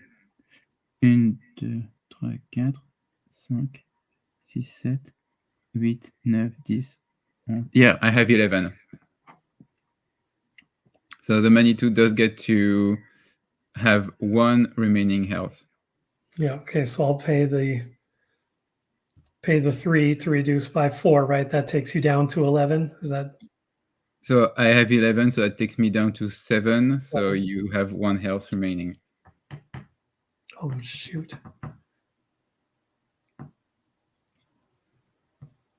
Where was I at with my conspiracy? Anyone? Oh, Steven's got a question here too. What were you about to pay for, David? The dodge for 3? The X-file power, you may play 1 combat card on an adversary you control for free. Oh, yeah. Once per combat. Unless you had a different one, your combat card you were about to play. I mean, because you could have had a second one. You're like, I'm going to use that. But yeah. I'm gonna pay the 3. Oh, okay. All right. Also, I just want to make sure that dodge is any one source. So, Guillaume, one of your agents has long range 4, right? Past. Oh yeah. So it's Pastor has 4 with the SWAT tactical gear. Okay. I just wanted to make sure you could actually negate all 4 damage. It is 1 source. Yeah, I just was assuming that it was coming from Pastor as well, but okay. Okay.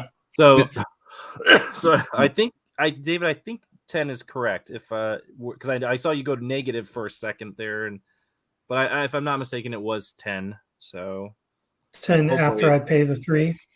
Well, okay, so you are going to pay for the combat card rather than use the power? Correct.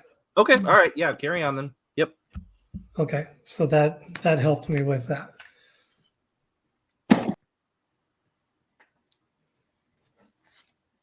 All right, so now we go to close range, Yes.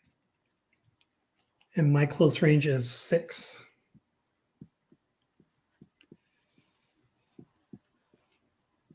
And my close range is 1, 2, 3, 4, 5, 6, 7, 8.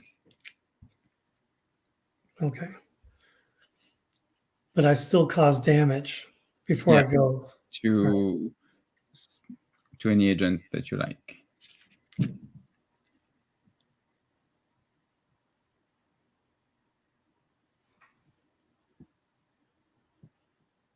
Okay. It's computer 4 plus, so they all contribute.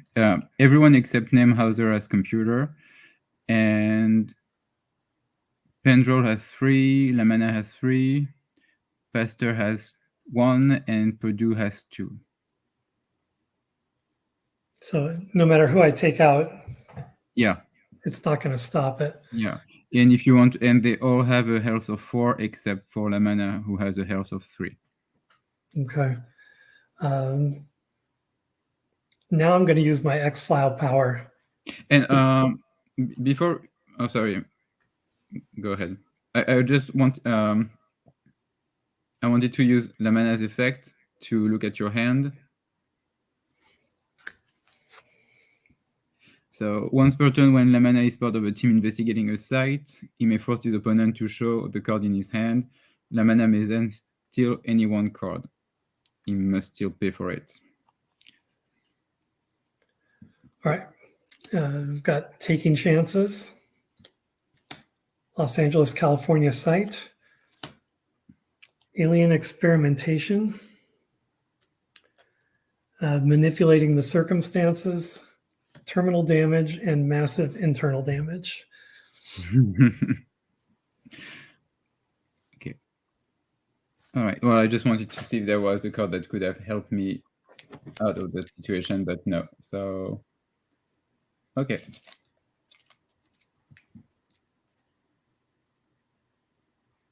Okay.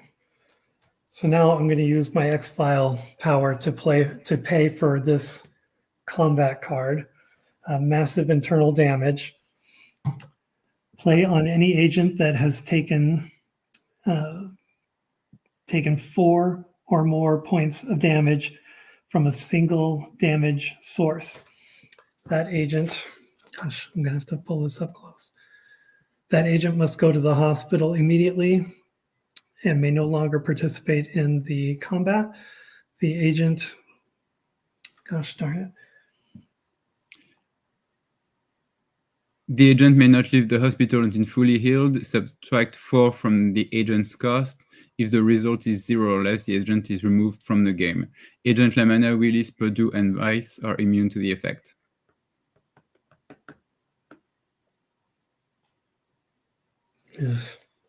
So that eliminates all my good agents, right? So those 2 are immune to the effect. So you have Pasteur, you have Nemhauser, and you have Pendrol. Although I do have a question, because the X-file power rules say you may play 1 combat card on an adversary you control for free, and that card is played on an agent and not on an adversary. So is that applicable or not? Oh, yeah, you're right. Judges, maybe?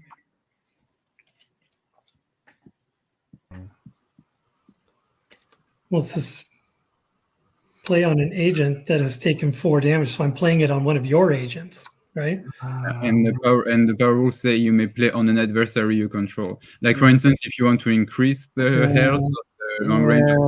Yeah, that's okay. It's good, yeah. Very lawyerly of you, Guillaume. Let me pull up that card because.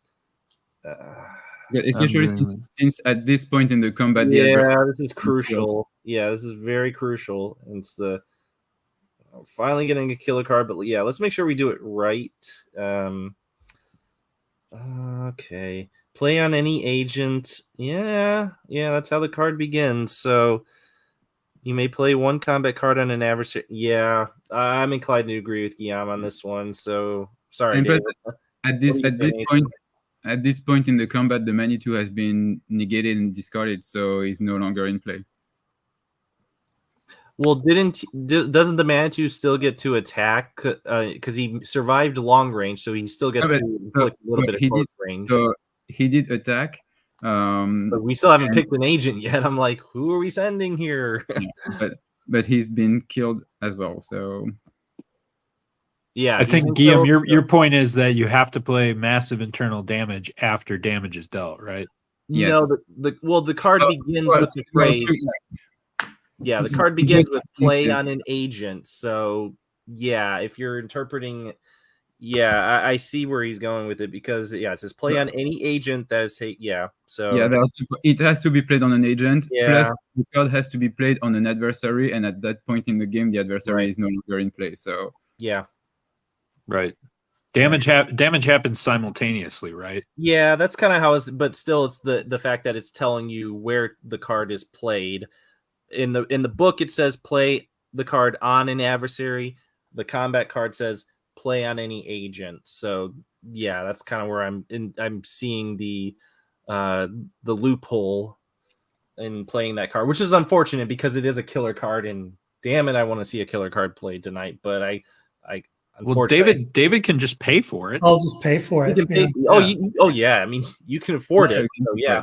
So in this case, I guess David, if and it's up to Guillaume because obviously this is a crucial moment in the game. If he wants to let you use the previous combat card, but I mean that's up to you guys to decide.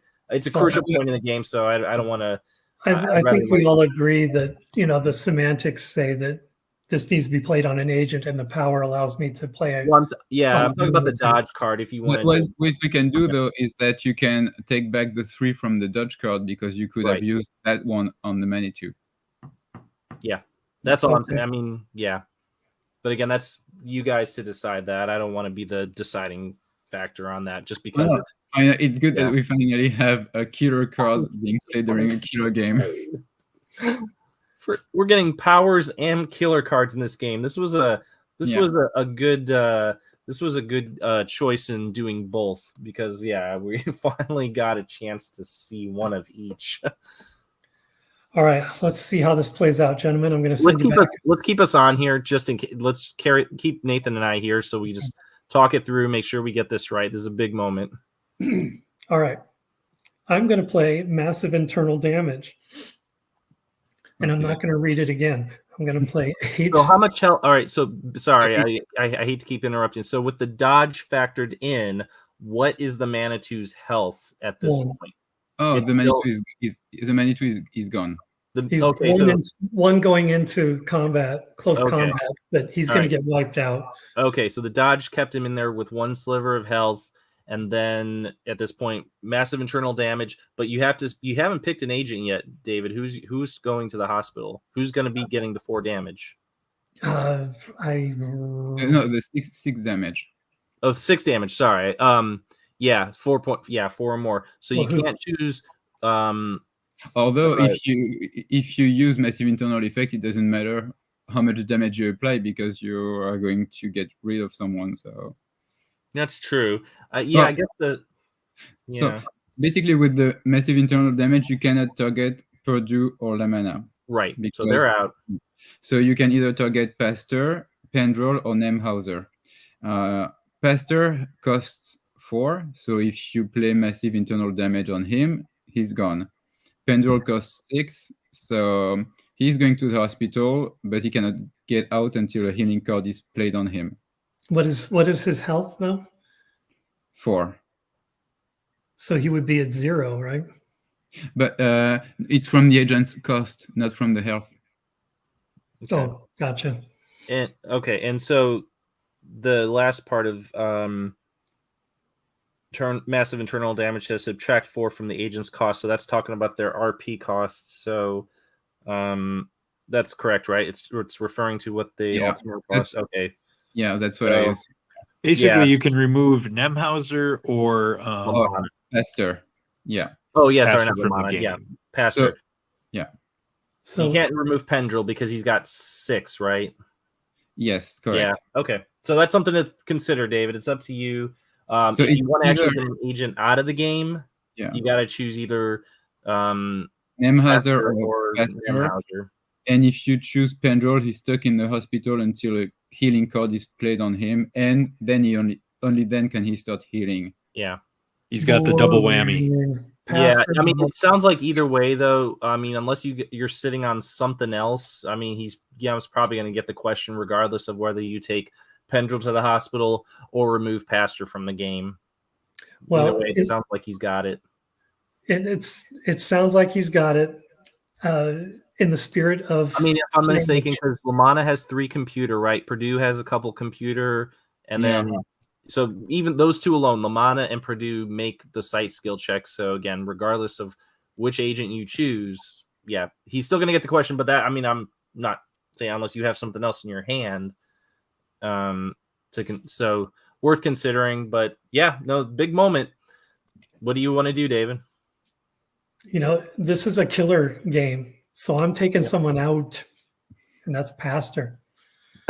Yeah. This reserves a round of Congratulations. applause. I think you might be Love it. the first player to actually get rid of during our games anyway, but maybe in the history of the X-Files CCG, there must not have been a lot of that happening. So congratulations. So yes, everyone, round of applause for Yeah. David. An Oh, agent has been removed from the game. It And was ugly. go ahead. I was going to say it was ugly, but it happened.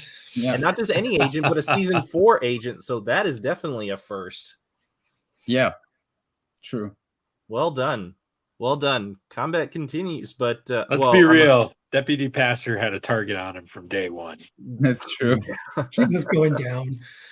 Wow. All right, Wow, that this was concludes great. that. I Great. think we're good judges. We'll send you back. I think so this is resolved. Manitou's discarded. And you do have to pay 8 for you the have to cost. pay so bring your conspiracy pool down.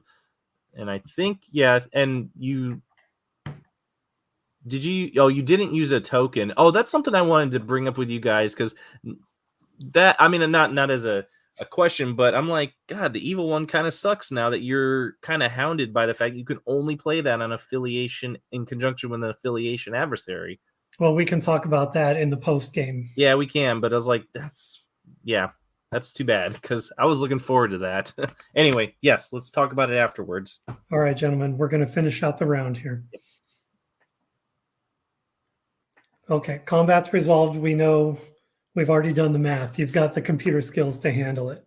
Yeah. And I've got nothing else to stop you there. Well, I said you've done more than enough damage for this round.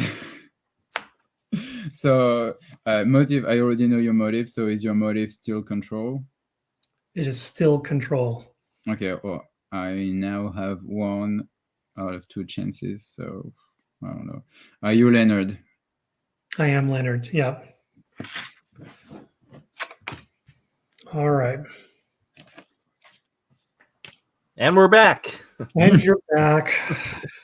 I was thinking you had John Barnett. I was like, yeah, I was just leaning towards that one because it was government. So, all right. Wow. What a game. And it was just really like it shined in those closing moments too. So we did see powers. We did see a killer card get played. We did see an agent get removed from the game. All boxes have been checked. Well done, gentlemen.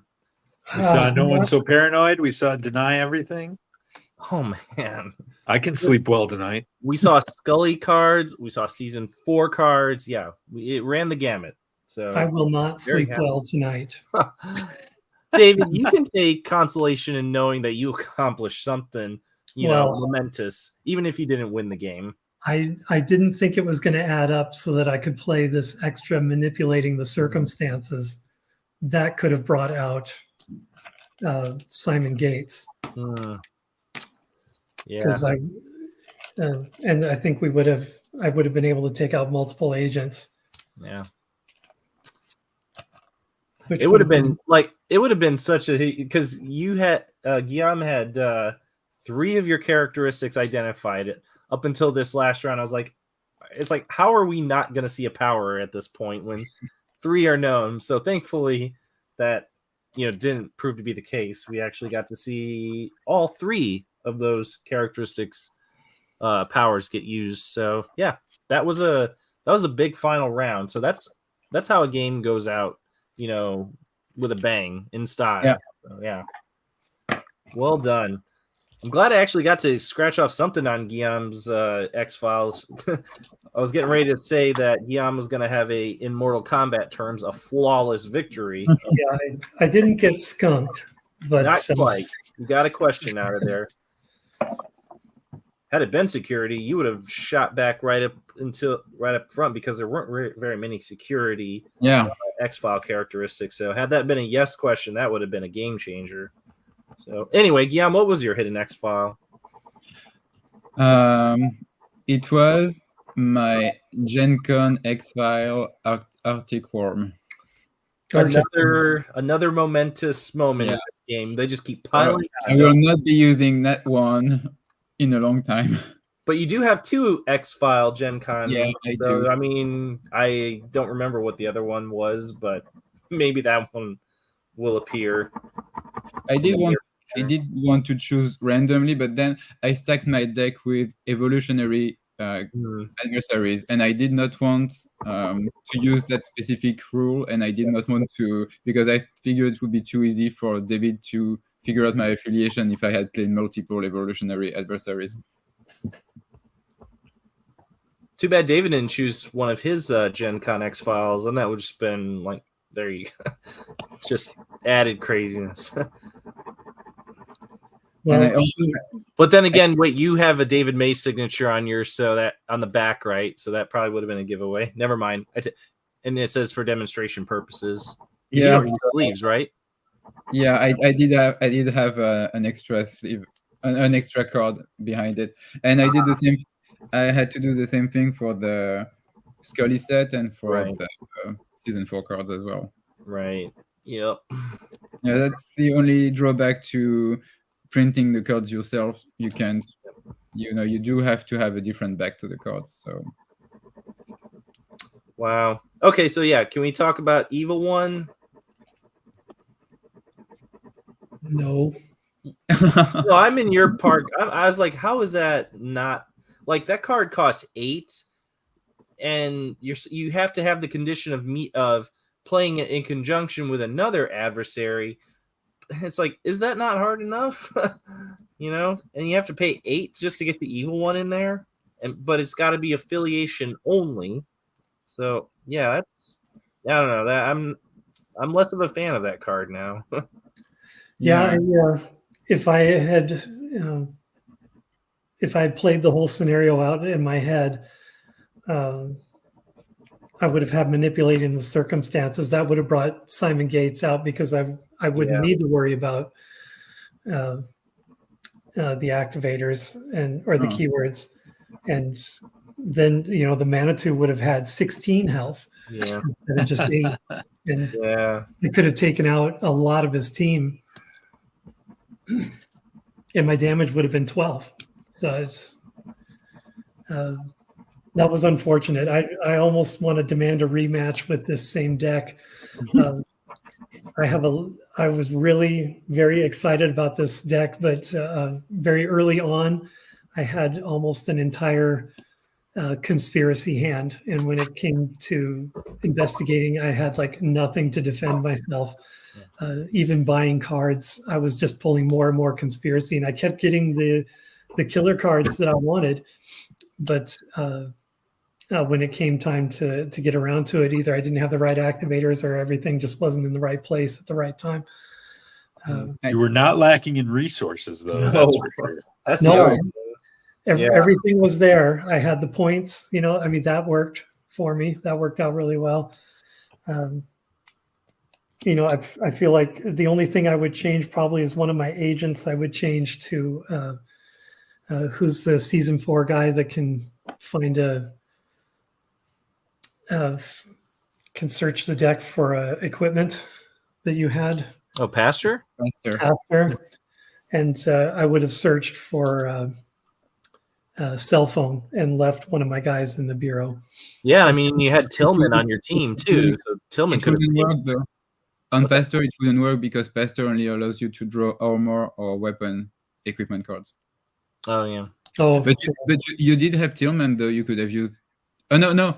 Tillman pays for it, but it doesn't allow you to search. he pays for it, but I can't search. Yeah. No, I was just saying, yeah, with Pastor's token combined with Tillman paying for it, that you would have shaved a lot off the cost of that SWAT tactical gear, for instance. Well, if ifs and buts were candy and nuts, then Yeah, no. So I guess my supposition was correct in that your decision to use Tillman was not rooted in equipment cards, but rather combat cards. I gotta say though, I don't tend to typically include combat cards for the agents.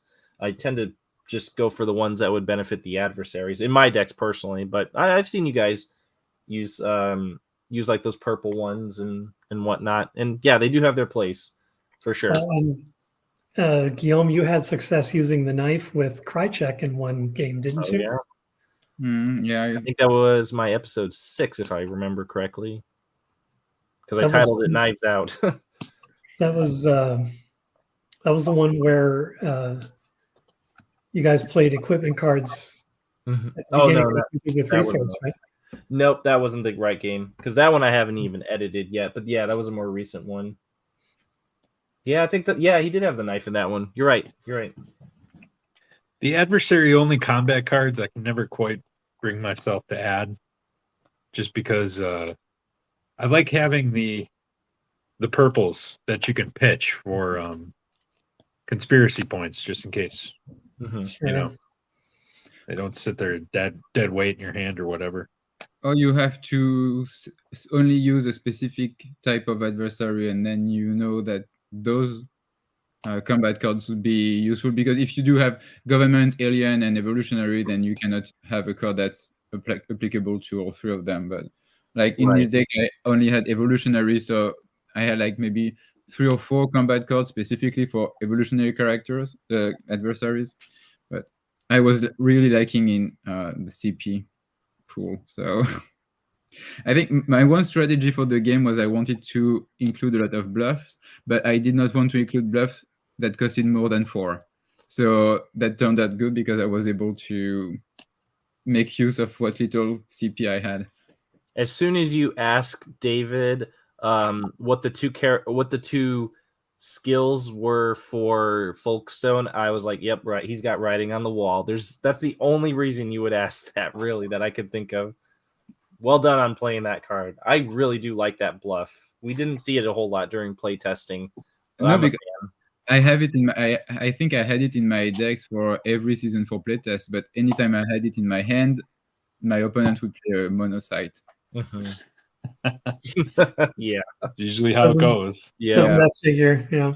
Yep. And I think one of my favorite Scully card is really a call for help, because for just 4 RP, it allows you to search your bureau deck for an event or witness and play it for free. So that's really good.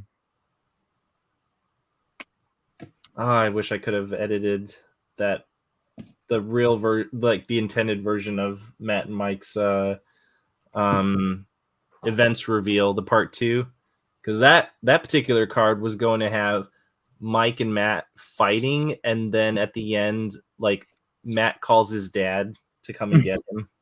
To illustrate that card. So, call his mom? No, he calls his dad. So yeah. Oh man, good stuff. Good stuff. Don't they have a custom card? I'm calling mom and going home. That was for the tournament. Yeah. So yeah. Shoot,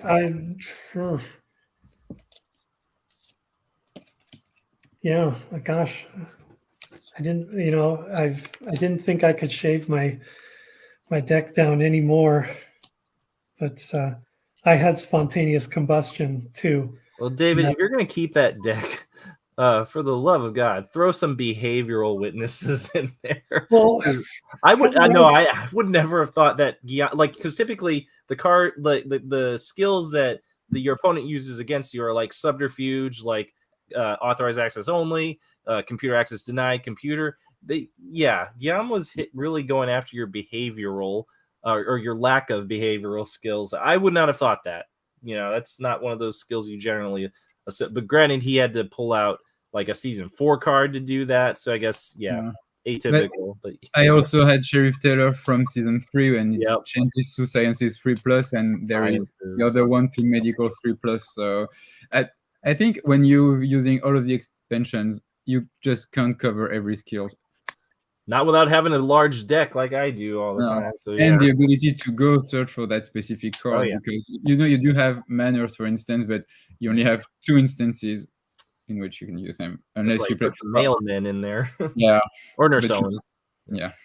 My goal really is to make Stephen play a 60 card deck at some point. I don't even know how to build one of those. To be honest, I mean, the only time you're gonna catch me with that is like if we do a sealed game, which we've done. So I'll try it. I don't think I want to do it with someone. I say I'll try it, but I'm not gonna do it where someone has already chosen my agents. No, I'll do it when I get to choose my own agents, because then at least I have some control. That's a game that I love to play. Yeah, just limit ourselves to 60 cards and see what we can do with that. I mean, maybe it'll work out well, but I mean, I don't see. Probably won't use manners on that team because I'm like, well, only 60 cards. It's not gonna be too hard to get deep in the deck. So, oh well. Yeah, no, I'll do it. I'll do it, just not in the game with Yost's pick. I don't think a 1 episode Detective Manners should have the kind of disproportionate influence on this game that he does.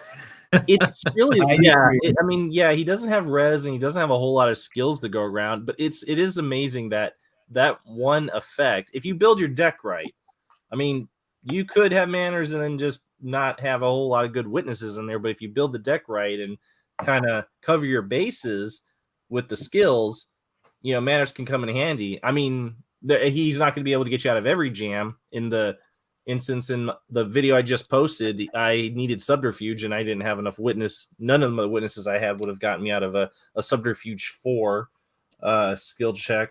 So manners is good. He can get you out of a lot of things, but not everything. But it is amazing though that he's a 2 RP agent, but he is, at least for me, he's a crucial one. I think it's another example of maybe them not figuring out how powerful an effect could be during a game.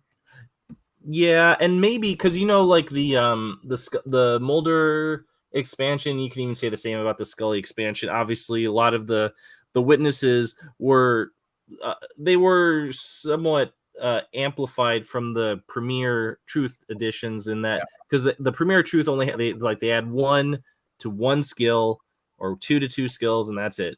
But then you get the Mulder the Mulder expansion where you have each witness can contribute to 2 possible skills.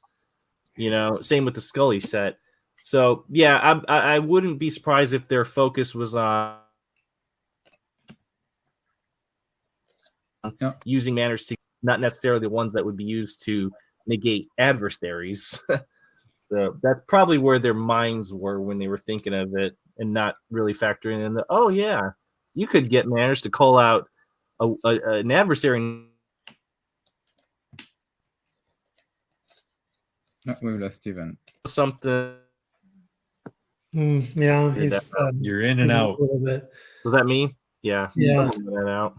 All right, but those are what I was gonna say. So what makes me really curious though is that I think they've done everything they could do with the current witness effects.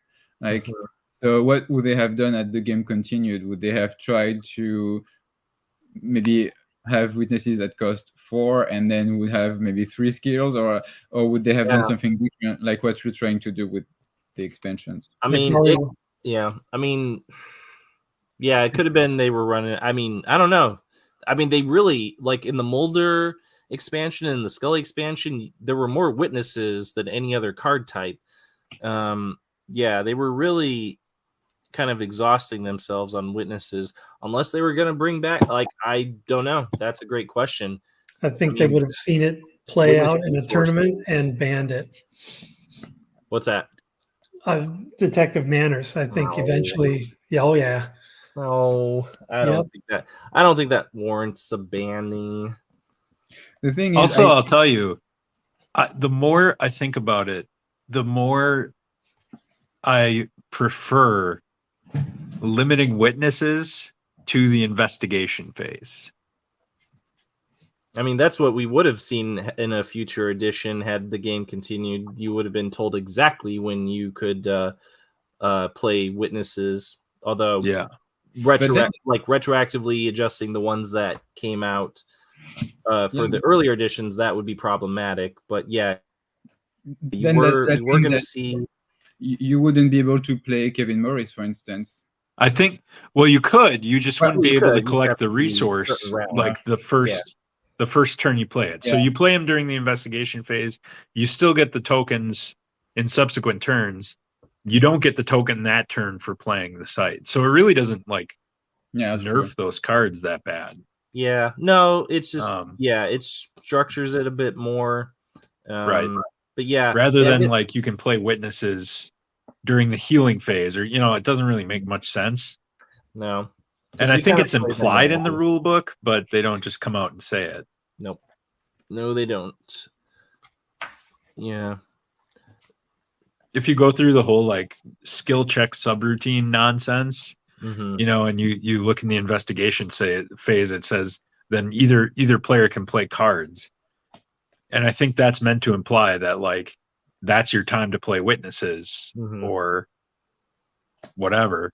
I guess you could expand that to events too, but we kind of play that as you can play events whenever, which I think that is consistent with how they intended it to be, but I don't know. Because there are some events you have to play during the briefing phase, for instance. Right. Yeah. Right. Or during Yeah. So speaking of that, I do have one question, Steven, but maybe it might be better saved for when we're not live. We'll see. Yeah. Go ahead and ask. I mean, you can go ahead and ask me now, and I'll tell. I mean, okay. It's about the interview that you're going to be doing with Ron Kent. Mike. Yeah. So, any news on that? The last time I asked him, Mike said he sent him the questions to review, but he hasn't received a response yet. So right now, we're just waiting for. I don't know. Maybe Mike will do a follow-up email saying, "Hey, have you had time to look at?" Because I think I sent him 25 questions, I sent Mike 25 questions, and I don't know if Mike tacked on any additional ones. I think he was probably just going to ask whatever questions came to mind in the course of the interview. But yeah, nevertheless, it would be a lot of questions. So yeah, I'm sure he'll probably email him in a little bit and say hey, just wanted to touch base, see if you want to look at doing an interview. But yeah, haven't heard since the last time I asked, which was not yesterday. I think it was the day before yesterday that I'd asked him that. But I think it's good to have maybe too much questions because there is the risk of him saying, well, after all this time I just don't remember that, and then you just move on to the next one. So more likelihood that he's gonna be able to answer some of them. Right. 25 years. I mean, who among us can really say they can, they have that kind of recall. I mean, if you're not, if he's not playing the game, as we are, which documents from back then. Yeah. Maybe he still has some work documents, or maybe he has some. I mean, he sent some things to Mike, which I think Mike shared on the channel. I don't remember. I'm not going to say what it was. If you guys know what I'm talking about. So did Stephen? Did anyone ask about the secret keyword? That was one of my questions in my 25. Yeah. So we'll see. But yeah, no, we haven't scheduled a date for the interview. I hope it. I was hoping it would be this month, but yeah, we're just waiting to, see if we can, find a time with his schedule. I think it would be on a Saturday that we would do it though, which I know is hard for Mike because he works really long weekends. So yeah, but yeah, I'll ask him again in a few days, and or I'll just wait. I mean, Mike will certainly tell me if if he's heard anything from him yet. Hmm. So no, I wish I did have an answer for you guys on that one, because I'm really excited to do that interview. Yeah, I think it's the last member of the team that he's left to be interviewed, correct? Well, there's Andy, who is listed on the back of the book as the rules guy. So again, Well, I'd like to have a kind of like- conversation with him. There's a reason he Yeah. doesn't do interviews, right? Yeah. Well, I mean, for one, they haven't been able to find him. But I mean, I even asked David May about Andy because, because like, so he's the rules guy, so he's like someone we should talk to. He was like, yeah, but I think I'm trying to remember what David May said. It was he did contribute a solid amount to the rules, but of course that was working in tandem with Duncan and Ron on it, so you wouldn't say he's exclusively the rules guy, though that's how he is listed in the manual, though. So I would say if we do find if we were to find him, he would be worth doing an interview if we can find him. So, and any news on the convention this September, Stephen? what would you like to know? Yeah. I mean, you saw the video we posted. Yeah. So I know Nathan had some tournament questions, some specifics like bringing your own deck and all that. TBD on that. We are meeting on Tuesday. The 5 of us are going to have a live stream around, I think I have to check. I think it's around, David, your Pacific Standard Time. I think it's 4:30. We're going to meet up, and then that's when we're going to hammer out the logistics of the tournament. So once we're all able to, be on the same, StreamYard session, then we can really iron out some of those details. And that is a question certainly going to raise during the discussion. Because I was kind of initially I thought, oh yeah, sure, if you bring your own deck, great. But then again, I don't know. We'll have to see what the other gentlemen feel about that. Because obviously they have greater influence than I. It's like comparatively, I feel like I'm the groupie here, But we'll see what they have to. We'll see how they feel about it, and we'll let you guys know when we got more details on that. But the idea is for the first couple of days to show how the game works for people who might not be familiar with it, and then on the last day, everyone can participate in the tournament, correct? Yeah, and actually, I thought we were going to be flying in Thursday because we have to report there on Friday. Actually, we're not. Don't have to be there on Friday. The convention is going on Friday, but our group does not have to be there till Saturday. Okay. Saturday and Sunday are when we're supposed to be there. So Saturday is going to be showing people how the game works. Sunday is going to be the tournament. That's when Dean's going to be hosting it. So I think the plan is, at least as far as Mike and I are concerned, we're going to obviously fly in on Friday. He's shooting for something like a 4 p.m. landing time, and I'm going to probably aim for roughly the same time so we can go and check out the convention on Friday, kind of get a lay of the land, before we have to actually, get down to brass tacks on Saturday. So I think that's the rough plan at this point. So Nathan, are you thinking of going? Making plans for it. Yeah, I was gonna say, you have to go to get that autograph, if anything, right? Yeah. Yep. Bruce Harwood. I'm really. Oh, and with that, we're going to end the broadcast. Let's not talk about specific guests unless they have been announced. They have. They did announce Harwood. Bruce Harwood, yes. Yeah. Bruce Harwood's been announced. Yeah, sorry, I was jumping. So of the ones right now that I'm aware that have been announced are Dean, obviously, Bruce Harwood, Larry Musser, and Pat Skipper are the 4 that have been announced at this point. So yes, so Nathan, he's the one you're missing on No One's So Paranoid, right? Right. Okay. So I'll just say who I'm hoping to see there is Stephen Williams. That'd be cool. That would That be would my white whale, I guess. In terms of like he's my favorite character in the X-Files. So Hmm. really hoping he can make an appearance, but I'm not holding my breath. And I thought you had a signed X. Am I correct on that? I do not. Oh, you don't? No. Oh, Dave Meyer had the signed X because like someone else had a signed X. Okay, yeah, Dave Meyer was who I was thinking of. Yeah, I have as you guys know, I have a signed street contact. So yeah, if you were to be there, yeah, I would probably bring an X and maybe he's on eliminating the source as well. And is he on any other? He's on another card, right?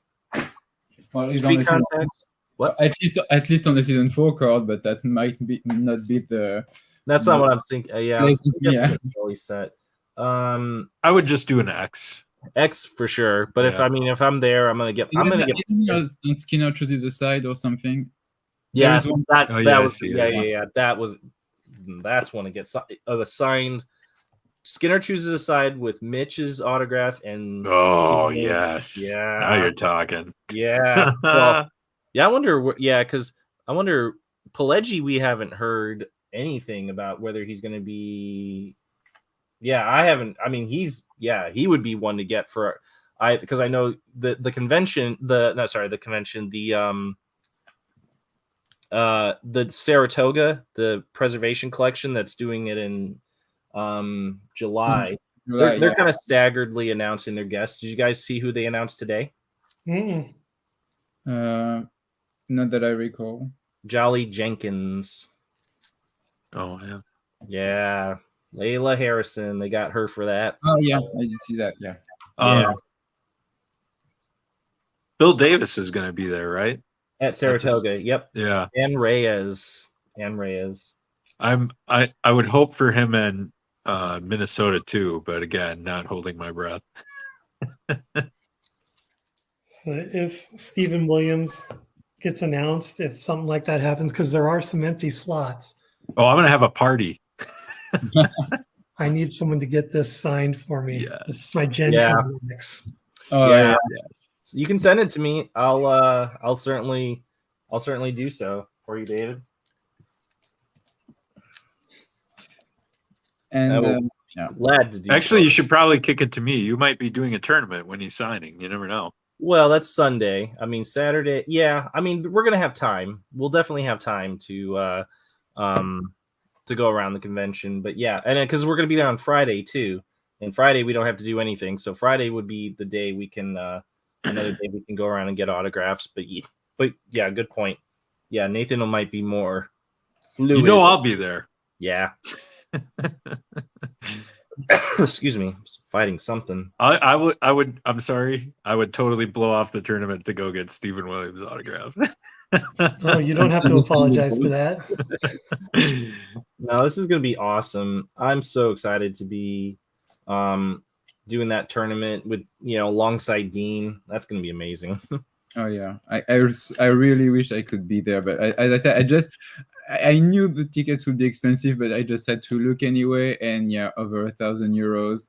I think I'm going to be moving out during the summer, so yeah, it's not the right time to be spending that much money. Plus, hotel, etc. So right for a 3-day trip, yeah. Yep.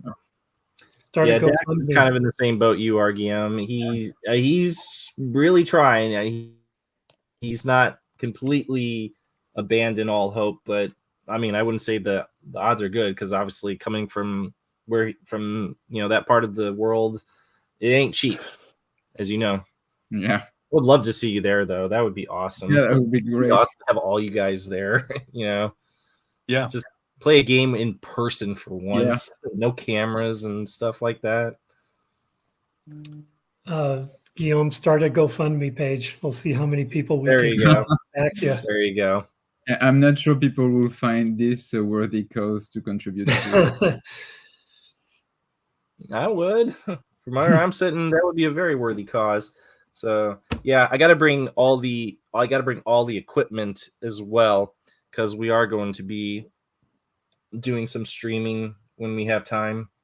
So yeah, so I got to really think about how I'm gonna pack. But granted, it's only 2 days, so I mean, yeah, just minimum as far as what I need to wear for the 2 days, and just the rest is gonna be like equipment. So I just was want gonna, to I was gonna and say cards. just I gotta get the cards too. Oh gosh. wear the same clothes the whole time. Your suitcase is just full of cards. Yeah, I feel bad for my whoever I'm split sharing the room with in the hotel. It's like, sorry, I had to make some sacrifices here and there. We lost Nathan. We did, yeah. So yeah, I know I got to figure out how I'm going to bring the cards and the equipment and all that. So yeah, that one carry-on bag. Yep. I don't know how dedicated you are, but whenever Pokemon had stuff like that, we would just ship cards straight to the hotel. And Oh just, yeah, that's what Mike's doing. yeah, Yeah. just have them hold them for you. Yeah, it's going to cost a lot though to ship though. That's the thing. I would be so afraid that the box would be lost. And I would be carrying it with me on the plane. Well, You know. certain cards you keep in a locked attaché case handcuffed to your wrist or something. Oh, yeah. Yeah. I hope Nathan comes back, but here's Nathan's thing is Stephen Williams. My guy is Robert, what's it, Wisden Pusher. Oh yeah. For some reason, that guy is like my favorite character out of all of X-Files. He's the one that made the biggest impression. I think he's still alive. I hate to say it like that, Yeah, but he's alive. I don't know if he's acting much though. I haven't seen him in much. He played Richard Nixon in the Watchmen movie, and I don't know if I've seen him in anything since then. That was in like 2008 or something. if anybody sees him floating around, let me know because I want to get that signature. That would be cool. I've got a wish list because I was Dax and I were just talking these last couple of days, like who would we just absolutely love to see in attendance, and yeah, my list was very, very long. Yeah, but yeah, I'm not holding out hope. I know they're gonna get a lot of people. But I've got my dream guests in mind. But I'm gonna bring enough cards so that, like, for whatever the situation is, like for signing and all, and as well as for playing. So somehow I got to find a way to get a lot of these cards there. And yeah, it will be depending on which guests get announced. I'll be like, okay, I need this, bring this card, this card, this card, this card. Because I don't know about Doug Hutchison Tombs, but he's on like if they get him, I don't know. That's but he's on like 4 cards, so I'm like I would want to get every one of them signed. All of them, yeah. Yeah. I mean, Larry Musser is on. He's on Manners. I got Denny Markham, the Witness, for season 4, and I did have him slated to appear in the season 5 expansion. So if I got Dax to make that, okay. Seriously, this cat. Do you guys hear this? Yes. Oh my god! Now with the microphone. Oh my god! I was fearing for your life, to be honest with you. He's gonna start eating my foot off in a moment. Good lord. So Larry Musser does have well, if you count our custom cards, Larry Musser is going to be on quite a few of them. And actually Nathan, if he ever comes back, I would be like, hey, can we come up with something for the Sheriff Oaks agent card? Because that was one of the ideas I threw out at him for the revisiting expansion, because it's like I would want that. And speaking of that expansion, the killer game made me think that we could have killer cards for Frank Burst and for I don't know. I wrote it down somewhere, but there are for we tried Clyde Brookman, but it was for that revisiting expansion, Clyde Brookman, and we could also have Detective Chow and Brookman, and maybe Patterson. It's maybe not a killer. Well, he's not dead, but he's like locked up. So maybe something that shows that he ends up being locked up. Yeah. Get another use out of that token. I believe Nathan's with us in the comments. He says that his phone battery croaked, but okay. Yeah, Nathan. As I was talking about Larry Musser being at the convention, since he's one of the confirmed guests, I suggested a Sheriff Oaks agent from Dehan de Verlet's. maybe we could come up with an agent. I know, like, obviously we're nowhere close to that expansion. If we get even like a promo or something for it, I would just another one I could take to have him sign. Because but then again, you guys, I'm going to be taking I have a bunch of manners. So you better believe I'm taking like every manners card I have, and I'm going to have him. So, I mean, I'm sure he can't be that expensive. So I'm going to have a whole bunch of manners cards to come back here, and probably do giveaways or something on them, because it's manners, and everyone should have a manners on their team. If you guys want to rag on him being too powerful, it's like, you know what? I wouldn't change a thing about him. I'd maybe give him a res, though. Nathan says, I'll put my mind to it. Good man. Good And stuff. So, speaking of expansions, maybe we haven't worked on season 5 for quite a while. So I'm sorry, guys. I've been I really want to finalize a few more cards on there, but the thing is like I think what at least I was kind of hoping is that we would work on playtesting the Fight the Future expansion while you guys were waiting on me to get season 5 done. So I was time frame. That's kind of what I was hoping, but we need to actually get the Fight the Future cards in order to do that. I know Mike wants us to playtest them, but so it's just whenever Dax has time to, get them up, and so that we can print them off and do what we did with season 4. But I'm gonna try. I'm gonna try to get. I think I just maybe need to do another rewatch. I haven't had a whole lot of, my muse is kind of checked out, and I just haven't been able to come up with any more ideas. But I wanted to do about 10 more cards for season 5, and I need some ideas is what I need. But I think what you've had so far is, really, really good. So it's not bad. It's not bad, but I feel like I could do better. And we were talking about, you and I talked about how, what if every expansion we do has like 175, a consistent number across the board? And I like that.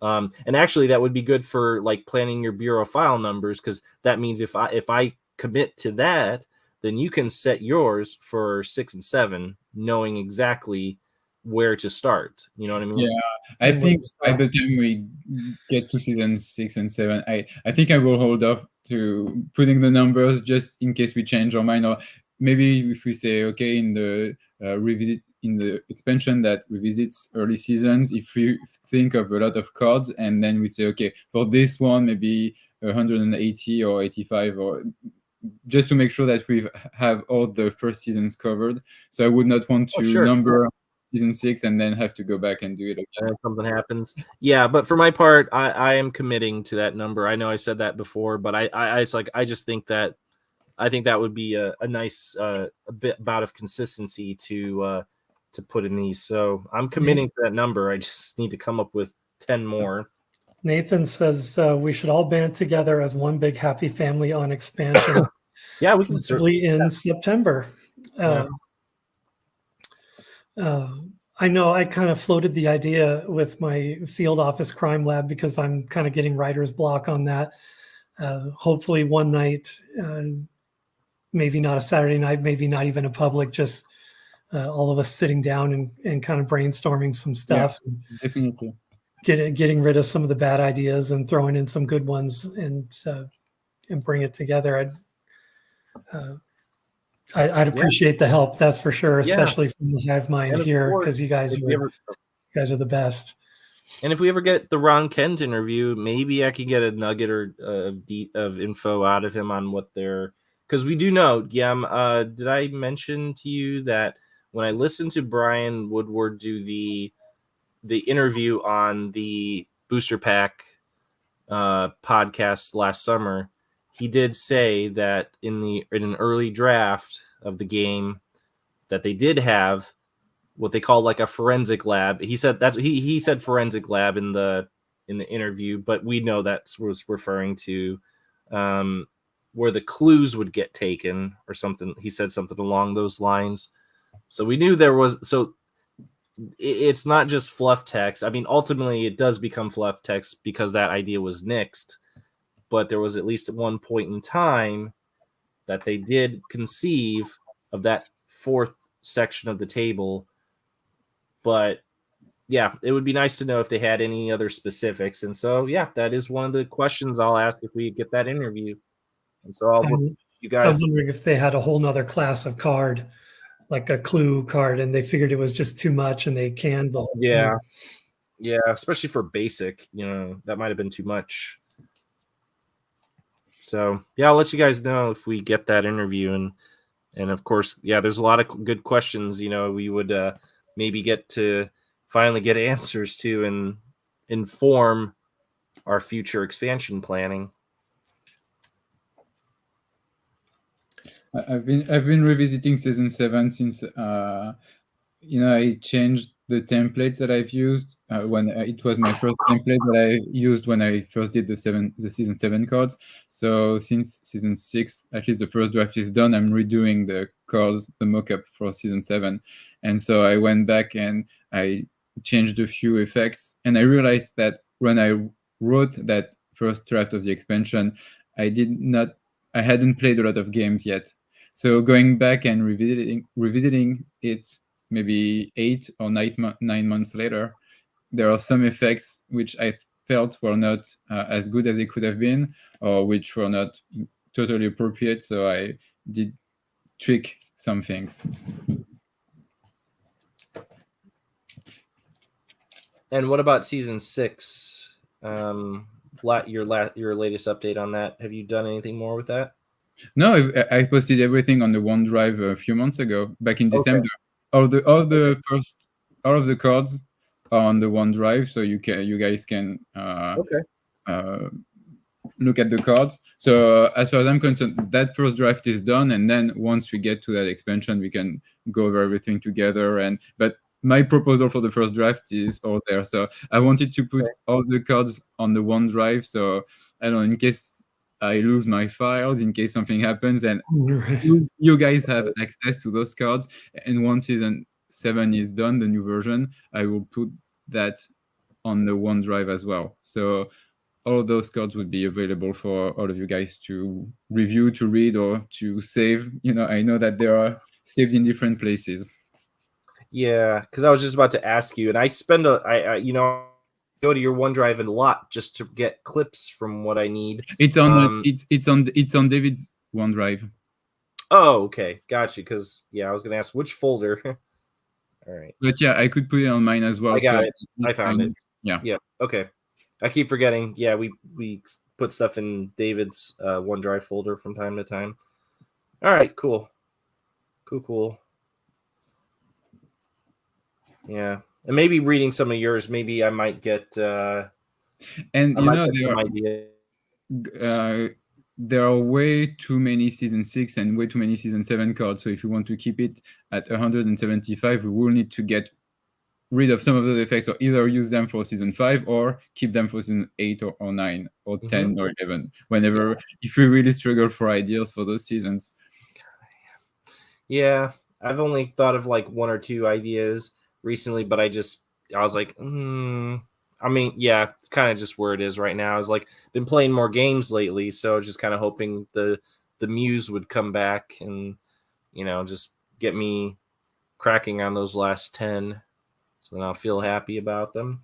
One of the ideas that I had thought about, and let me just double check to make sure you don't have that already.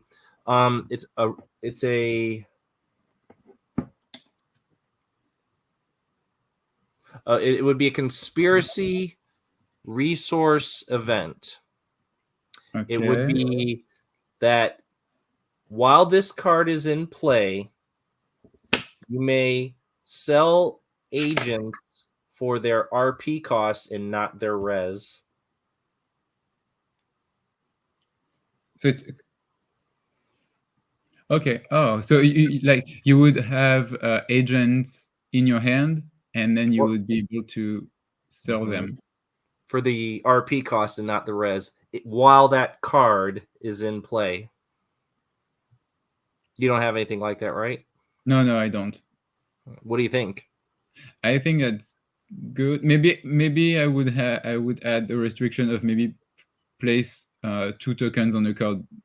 That like you can do it maybe twice and not like stack your have that card in your field at the beginning of the game and then be able to sell a lot of agents for Sure. 6 or 7, because if, like, for instance, we did not use Mulder or Scully or Krychek in our game tonight, so if you include those 3 agents alone, that's a lot of CP. Yeah, which you can offset in a couple of ways. Yeah, you limit it by tokens, or of course have that card cost a lot just to play that resource card. So yeah, it could be offset in a couple ways, but yeah, or limited to agents who cost maybe a maximum of 5. I don't know. But that's the only idea that I came up with recently. So I think that's a good idea. That seems like a promo card or something. Like the effect's not something I would like, or like ultra rare or promo card or something. But yeah, did you do something with the? I once talked about doing something with cards that are from the same episode. Like, for instance, if the site is from home, then any cards from that episode, whether it's from the conspiracy player or the investigating player, those cards could be played for 1 RP or 1 CP less. Yeah, no, I don't. I haven't come up with a card yet for that, but that is a long-term idea we've had for quite a while, but haven't actually been able to. I think that was one where we just couldn't agree on an episode to drive that. I think just thinking about it, I go think ahead. it could be a good fit for season 8, maybe, when, in Patience, when the Get goes through all of the X files to get himself familiarized with it, or maybe when Layla Harrison comes, since she knows. Oh yeah, there you go. Yeah, but yeah, that's a long ways away. But I agree. That's probably, if we're gonna do that, then yeah, we'll have to wait for season 8 to get rid. And maybe, like Nathan said, we can just. I think Nathan's probably referring to the effect that I just read off, but I think he likes your card idea. Okay. So I like the idea of like using that for season 8, but maybe, as Nathan said, we can just band together and do season 8 as a big team. The only other thought if we can't come up with an episode, then I was thinking it could be like one of those promotional ones like X-Files Research or the Trust No One, where it's not really derived from a particular episode or anything like that. So we could always do that, but but then again, I feel like there's something to be said about, especially for the Layla Harrison episodes. So yeah, I think that might be something. Since there is that Trust No One card with the tagline that is changed, maybe we can do something with all of the other taglines that are changed in the show. Oh, well, maybe not all of them, because maybe not all of them apply, and there are some in season 4 that we did not use. But like, for instance, maybe for season 5 there is at least the one from the Red and the Black, or is it Patient X? Reserve. Gotta get that one in there. Yeah, no, that's a good point. One's for all the taglines. That, I mean, Nathan, the most important one, because, for instance, the one from El Mundo Gira, I don't think that's an important. Yet it moves. Yeah, I was like, yet it moves. It's a travel. It's a move card. So that would be for a keyword move card, and yet it moves. Yeah, I guess, and for the taglines and like deny everything and apology is policy, Nathan, we can lump those into the revisiting expansion, I suppose. So yeah. No, that's so that's something I didn't think of when I was doing season 4, but maybe I can lean on those for season 5 and trying to come up with my final 10. So, and I was thinking about what other parts of the cards are not used yet, and the only other thing I would think beside the title of the episode is the quote at the at the bottom of each card. And for season 6, I had this idea from Milagro, since the writer is always talking about the character and the character's motive. So there is one card which allows you to play a card for 1 less RP or CP if both cards feature a quote from the same character. And I think that could be, maybe we can do some, like for instance, if you play a site and it features a quote from Mulder, if you play another card on that site and there is also a quote from Mulder on the card that you play, you can play the card for 1 less RP or 1 less CP.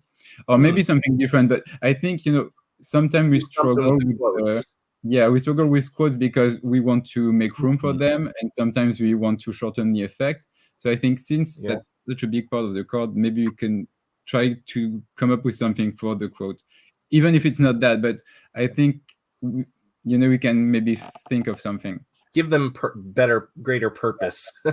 I see. Yeah. All right. Yeah, that's another idea. Yeah. I like this. I like these brainstorming sessions because this is the most my creative gears have been turning in a spell. So more of this. Sometimes we just need to take a step back, because when you spend too much time working on an expansion or like working on editing, you need to take a break from that before working on new episodes. And at some point you need to recharge. And that's kind of where I feel like I am, but I want to wrap up those final 10 because I mean I want to move forward. But at the same time, though, I was also thinking about how, we're still we haven't quite got it to the point where orders could get taken for season 4. So I do like the idea of sort of staggering these out, because I don't want people to feel like, they got to buy all these expansions all at once because they're suddenly all coming out at the same time. So, because season 4, I'm hoping I get the box next week. And then at that, maybe the week after that or so, I don't know, roughly, Dax is probably going to start saying, hey guys, do you want season 4 cards? Start messaging me. That could possibly happen within a couple of weeks. And then I don't know where Scully's set is at this. I don't know.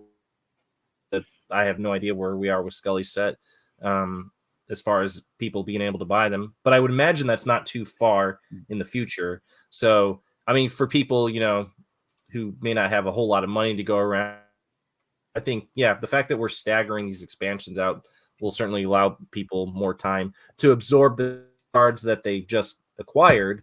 And then, so that's something. If you look at the Scully set, you first started working on it in December, and then it's only being released a year later. So I think even if we start working on playtesting and, making sure all the cards, season 5 cards are good, and then Dax has to make them, we have to review them. Well, I'm sure that they would not be available before the end of the year anyway. 2024 for season 5 easily. I don't see it happening any sooner than that. I mean, I agree. So I'll see what I can come up with. But yes, I think another brainstorming session or two would be very helpful. Do you know if the full Fight the Future expansion has been written? Or are there still cards that need to be written? I think it's written. They were set on like 55 cards, and I don't remember if they had promos or not. I just haven't seen every single card in the set. I've seen the majority of them in some various stage of completion, but I think that the plan was to keep it at 55, of which as far as I know, they were all written. And so, I think Mike said on, keeping that same number of cards is just a question of if we need to tweak an effect, because in the course of playtesting, we realize, that's not as strategically or mechanically sound. The same stuff that we experienced when playtesting season 4. Sounds good when you think of it and put it on paper, but then in actual play, it doesn't always work out as you had hoped. If he has them all written out and can get them to me, I'll make the text-only cards and we can get started playtesting. Yeah. We don't have to wait for the artwork. In fact, I'd prefer that we didn't do it with artwork because it's easier to take notes and change things as we playtest. I prefer to play them with the artwork for playtest, but that's just me. So, I mean, if I can, if you want to reach out to him and see if he's fine with that. I'm definitely going to, for my part, when I'm playtesting, I want the images in front of me because, looking at the text only, I think it's more like I think you associate the image with the effect a lot of times, especially the more you get to know the cards and You know, like you could look at like the image of Mulder on the laser barrier card, and it's like you don't even need to read. You know what that means. You know what I mean? But whereas with the cards that are text only, I'm like, okay, let me read this. But then again, we are doing it for playtesting purposes, so I think it's testing mechanics, not art. So yeah, no, you make a good point. But the one thing that the text only doesn't show is often once you start creating the card, you realize that the game effect is too long and that you need to go back and forth. So that's the only thing, but it does save ink, and I agree that it doesn't. It feels like a waste to have to print like 3 or 5 versions of a card, like we did for Quarantine Zone or other. Yeah, and to David's point, the cards are all made as far as I know. They should be. I'm 95% that they are all created. So therefore, text length issues should not be a problem, because if they're already done, then they're done. So yeah, David, definitely see if he's cool with that. And then I mean, we'll see. Yeah, it's obviously up to Mike. Because if they're done, we can start playtesting like anytime. Yeah, really. And I haven't mentioned that to him since we recorded, not this last video, but the one before that. I'll see. Yeah, if he wants to, get us going on. I think he wants to be involved in it. It makes sense. It's his expansion, so he should be. But the thing is with his weekend schedule, we might have to work around that. So, maybe some weekday games, which I know is not great for everyone, including myself.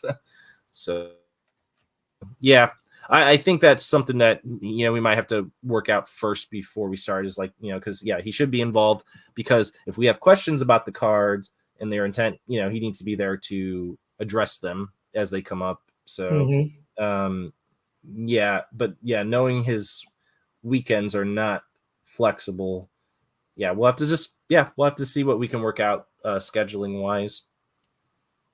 I mean, he might just be cool with me, like, okay, if we get questions, I'll take them to him, and but we could do that. But again, he's got to make the call how he wants to do that.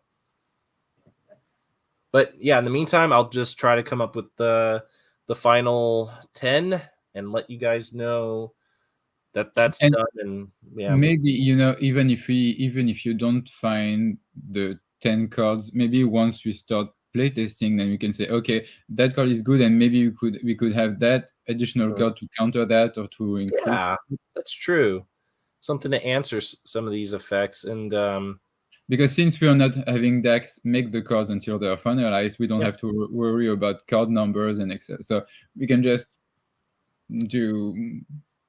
Well, I think I'm going to have him make one of agent an agent card, Captain Jack Bonsant, because Larry Musser is going to be there in September. So I'm probably going to have him do that agent card. But it's near the beginning of the set. So I think events are the trickiest part of the. So I mean, there might be a few season 5 cards that might get made up sooner, depending upon what guests get announced that are in season 5. But I know for a fact that card will be one of them. So, but I'm fairly confident in its effect. It's nothing outrageous. So, but once we do make that one up, I mean, we can look it over, but I don't think we're going to be surprised by some mechanical issue with it. It's not one I would expect to have an issue with. And we know, Guillaume, from your spreadsheet that he is pretty much, his skills are in line with where you would expect him to be with regards to his costs. So, but I mean, I haven't sent any season 5 cards for Dax to do yet, because we're kind of in a stand. We're not a standstill, we're just in a holding pattern, I guess you could say. But I might just push a few cards to get made so we can get them to the convention in a few months. See, Nathan's excited for Fight the Future, so we definitely need to move forward with that. So let's ask Mike. Let's find out what Mike wants to do about it, and then we'll see what. I don't know if he's still watching. It's kind of late, but Well, we've got 2 viewers. He could be one. well, yeah, I'll ask him. So, what do you want us to do with your Fight the Future deck, Mike? Yeah, if he's wanting to get playtesting started, I know we are. So there's no reason to wait. You know, if you want to wait on artwork, you know, we can at least start testing the rules, and when the artwork becomes available, Yep. You know, those who want to use that can use it. Fight the Future. We want to see that vending machine bomb in action. Right.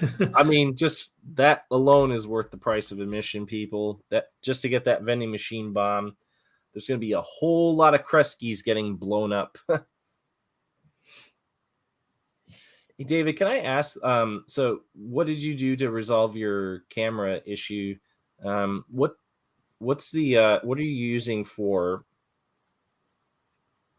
So my table was my iPhone, which is what I always use. Okay, And so that didn't change. what I did was I have no, that didn't change. My laptop is just kind of hosting, but Okay. not. The audio's turned off and it's back in the studio. Mm-hmm. And my work laptop is the one I'm using for my camera and audio for my face. Right on. It is kind of, I don't know if you just need to like wipe the lens It's or a little something. fuzzy, isn't it? I thought It is maybe a my little glasses fuzzy. were dirty, but yeah. No, I was like, maybe just take a little bit of Windex and just. That's a Hollywood trick, Vaseline on the camera lens to hide my wrinkles. There you go. That's what I was going to say. It was an artistic choice. Yeah, there you go. Hey, good morning, Yost. Yeah, sorry you missed the game. But it was a good one. Yost. Stuff you wanted to, the stuff you wanted to see out of the power rules. We did actually get to see 3. Actually, that is the most we've ever seen of X-File powers in one game. So the final, it all comes down to that final round. That's the one you want to see.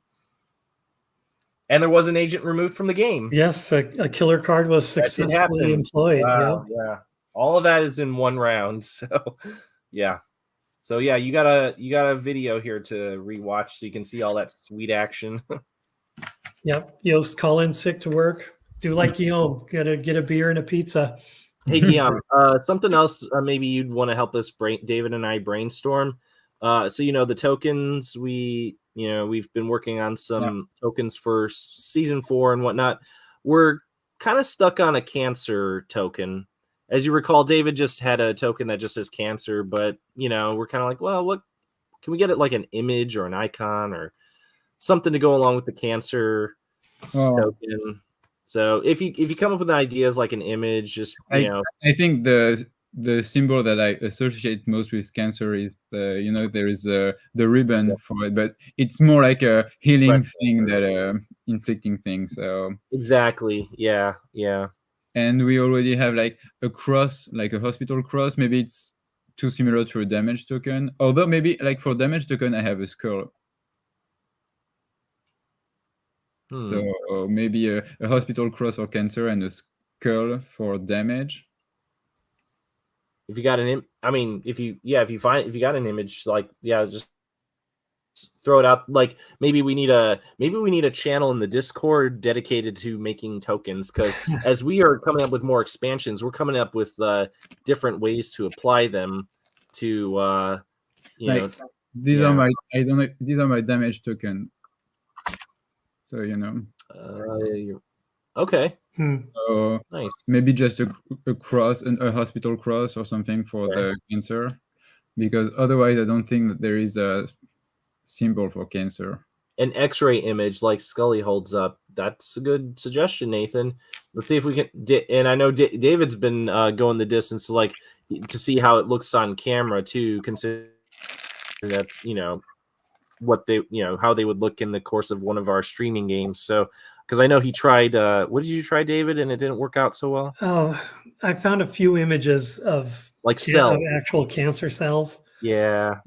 It seemed a little grim, and it didn't really turn up well on on the camera, but my camera is a little further away from the table than other people's. So Well, it's kind of a worst case scenario situation then if it's that. Yeah. So yeah, no, that's a good standard to apply to it.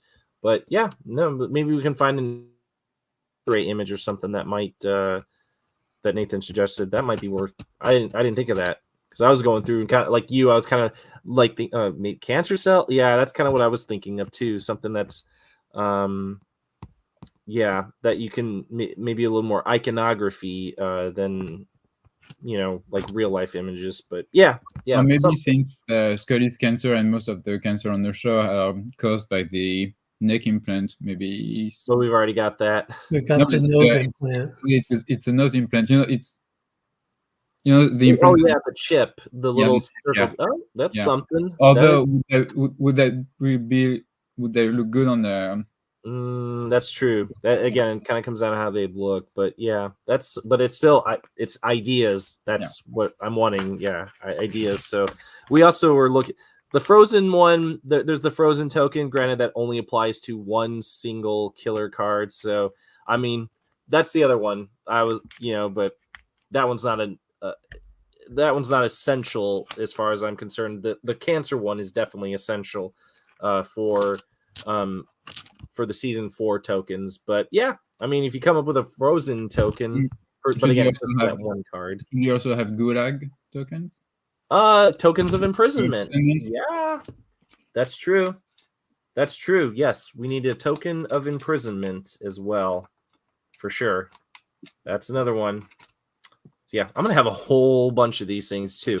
And if anyone again is wondering if you're looking at wanting to get something along these lines here, because these are really cool tokens, you can get 12 of these for $15, and that includes shipping. So $15 for 12 of these, and they're just really cool. They're nice and thick, and yeah, you guys see me playing with them all the time. They show up great on camera. So yeah, that you can find them at the website You're on Deck.